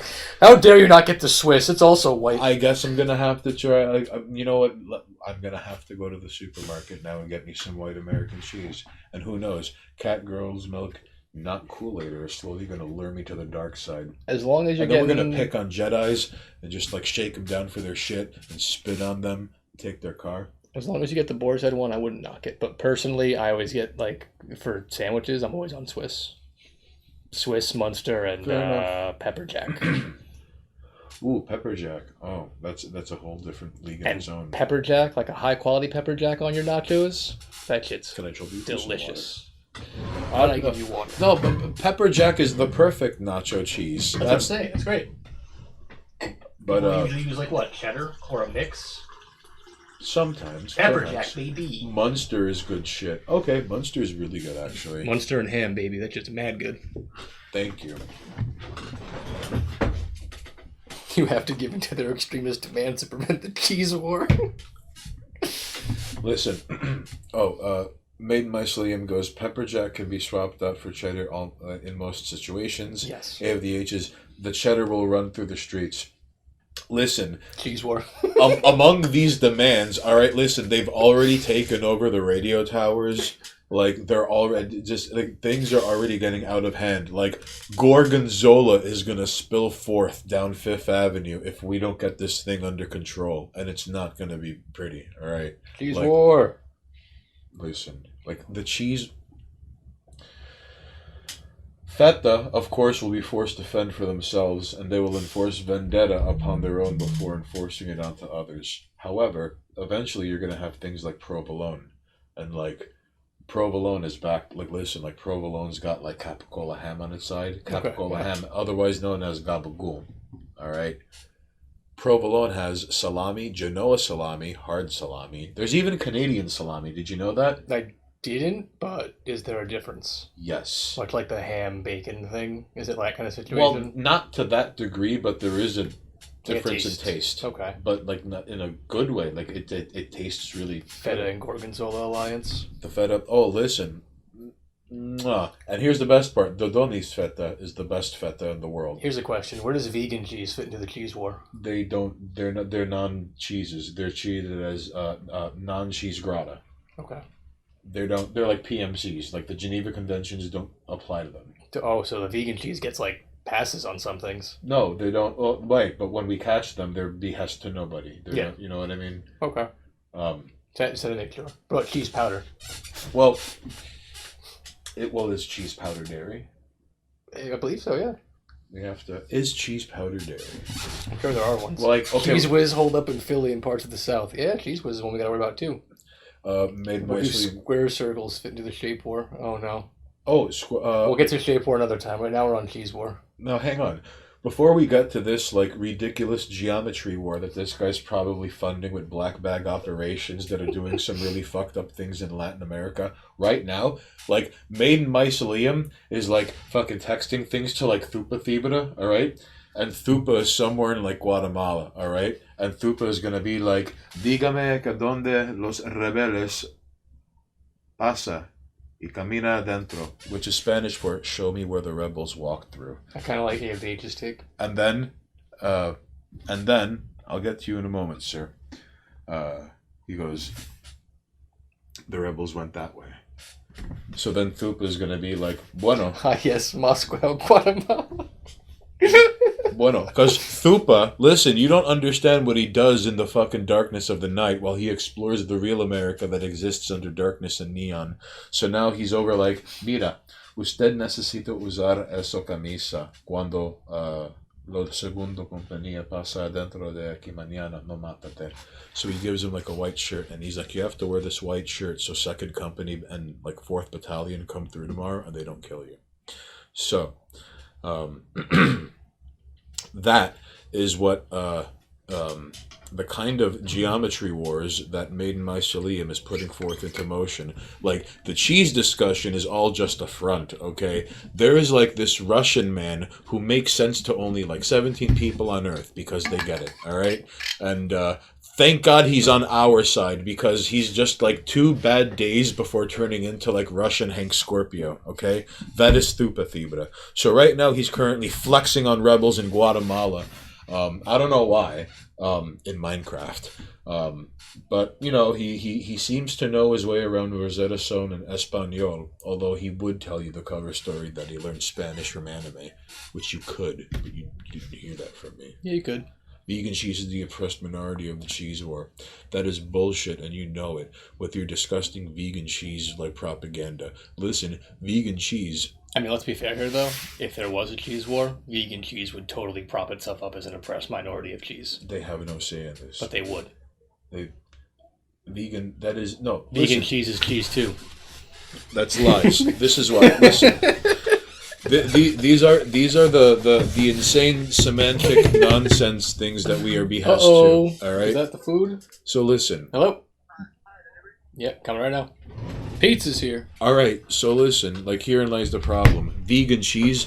You know what vegan cheese is a lot like? Soy milk, but there's no soy tit. All right, so soy milk is actually just fucking. Milk is milk. It's choke totally on your lies. It's totally not nut water. Choke on your lies because milk comes from a tit. All right, so there's no soy tit, so it's soy juice, but it's called soy milk. So vegan cheese is along that same kind of nonsense. Like what's next? Like vegan soul food, vegan barbecue. Like, no, if it's this, that's why we need domino theory to keep those little jerks in line. I would gladly commit war crimes and guzzle some horchata while taking it out on fucking vegan cheese migrants and refugees. Even the eco-fascists don't like vegan cheese refugees because they're all like trees before refugees. Fucking vegan cheese, you kidding me? They're a menace, and they raise the property taxes wherever they go, and the police are backed up as is, all right? And the real menace is the cheese discussion, you see? And meanwhile, Maiden Mycelium is like waging the circle and score and the shape war. Come on, listen. You have to do business with Panama before you do anything else, all right? That's where the canal is. You know, Panama has the oldest Chinatown of the Western Hemisphere because, like, kind of like, you know, building the railroads. Although the Chinese didn't exclusively build the railroads, it was also, like, you know, slaves and Irish slaves, you know, and Chinese slaves. Indentured service. Blow on this stream. Now, the Chinese also did make the Panama Canal. All right. So, ladies and jerks, I imagine this cheese rant happening at the UN with some green marble behind Haynes. Listen, this fucking vegan cheese, listen, if we don't take care of vegan cheese right now, okay, even if we level every possible necessary way to deal with a threat, okay, if we leave any of them behind, what will their kids be like? And then what will their kids be like? And we're not going to be like, then it's going to be like 9/11-2 all over again. And then, and before you know it, and then they're gonna be like, you know, they're gonna be like dancing like vegan slices of cheese in New Jersey, and the FBI is gonna be like, what does urban system movings have to do about like moving around cheese? And like the news covers it up. They're just like the cheese van, but like people who bring up that it's like a vegan cheese van commit suicide by 2 shots to the back of the head. So, like, this is some serious shit. And, like, I don't care if you think I'm the next Gaddafi, all right? You're not going to got me where he's just covered in blood and he's like, why are you doing this? And, like fucking minutes before that, like, some guy, like, stabbed him in the asshole with a knife. Like, they really went after this guy. And and when you watched footage of, like, his fucking country, all right? Like, in Libya, it was just, like, a real-time strategy game, but you didn't see any health bars above anybody, and you didn't know whose side was on anyone, and it was just fighting. Because he was like, I'm going to break away from the dollar. And like, oh, dude, you shouldn't have said that out loud. You said the quiet part loud and the loud part quiet. Really should have said that one. So at least not in public. So describe taste of pizza. Haynes yelling with an umbrella. Oh, I would have to. Like indoors, I have to. I've always wanted to yell with not yell. I've always wanted to hold an umbrella out in broad daylight while like talking to people. You can always do that. It's not. But that's neither here nor there. We have to put a bow tie on this stream, all right? So, ladies and jerks, thank you for chiming in, all right? We hope the rest of your week unfolds with as little bullshit as possible. Buenas noches. Gracias por tu consideración. Have a good night, everybody. Also, probably Saturday? Saturday. Possibly early Saturday. We Yes. might be playing Resident Evil all day while doing this. if he can get Masked Bastards Steam 4 and 6 games, I will. then yes. I mean, you want a pizza description? It's like bread and like tomato sauce. This place uses the good stuff. It's the tomatoes from Italy that are crushed down. It's not like the pasty gross shit you get in a jar. They use fresh mozzarella. That's the one that we ordered. And then we put anchovies on it, which if you've ever had anchovies, when you cook them, they break down and they become this like salty, oily mix on top of the pizza. Mm-hmm. A pepperoni, I think they use pretty standard pepperonis. I'm sure you've had pepperoni, and red onion cooked down tastes like red onion. So you combine all of those flavors and then you eat them at once. So, and that's what pizza, the one we got, tastes like. So not Kool-Aid-er, that is more or less what it is we're going to be sitting down to enjoy. Now, granted, it must be noted that anchovies do sometimes get a bad rap for whatever reason. Because they look and sound gross. But then in use, they're mad good. That's... Oof. It just tastes like oil, like fat and salt, which is like, everyone likes fat and salt. Oh, Madonna! Just like Nonna used to make. I'd add pineapple. I was going to throw bacon on as well. Fried mouse. But it's... we got like little square boys, so I didn't want to put too many toppings on or be floppy and gross. You'd add pineapple to that? No. You mad... No, honestly, that is blasphemy. Pineapple and bacon on pizza is mad good. Oh, I've only had ham and pineapple. Pineapple and bacon is the way to go. Pineapple bacon. Yes. And okay. make sure you put some sugar on top so it like cooks down to brown This is sugar. fucking pizza, God's sake. Did you put in sugar on pizza? You sprinkle a little bit of sugar because it caramelizes on the bacon and it browns on the pineapple. It's really good. What is wrong with you people? Either way. I am with you on that. Pineapple can be added to any pizza. Even if it was just like extra cheese. Really? I don't think pineapple can be added to everything. I disagree, but I respect your wrong opinion. About pineapple being added to everything? On everything, yeah. There's a way to do it, and there's a right and a wrong way to put anything on anything. Okay. Fine. Watch it be like blue cheese, chunks of spare rib, fucking like a Mongolian mutton. Slap some anchovies on there for good measure. And pineapple. And like this... And some fucking some fish eggs. He's gonna get some ganul with some galimar. Oh no, that is my philosophy now. All right, all right, buddy. Enough chit chatting. We're gonna go eat. Come back on Saturday and hang out. You keep your philosophizing to yourself, you hear? Good night, folks. Buenas noches.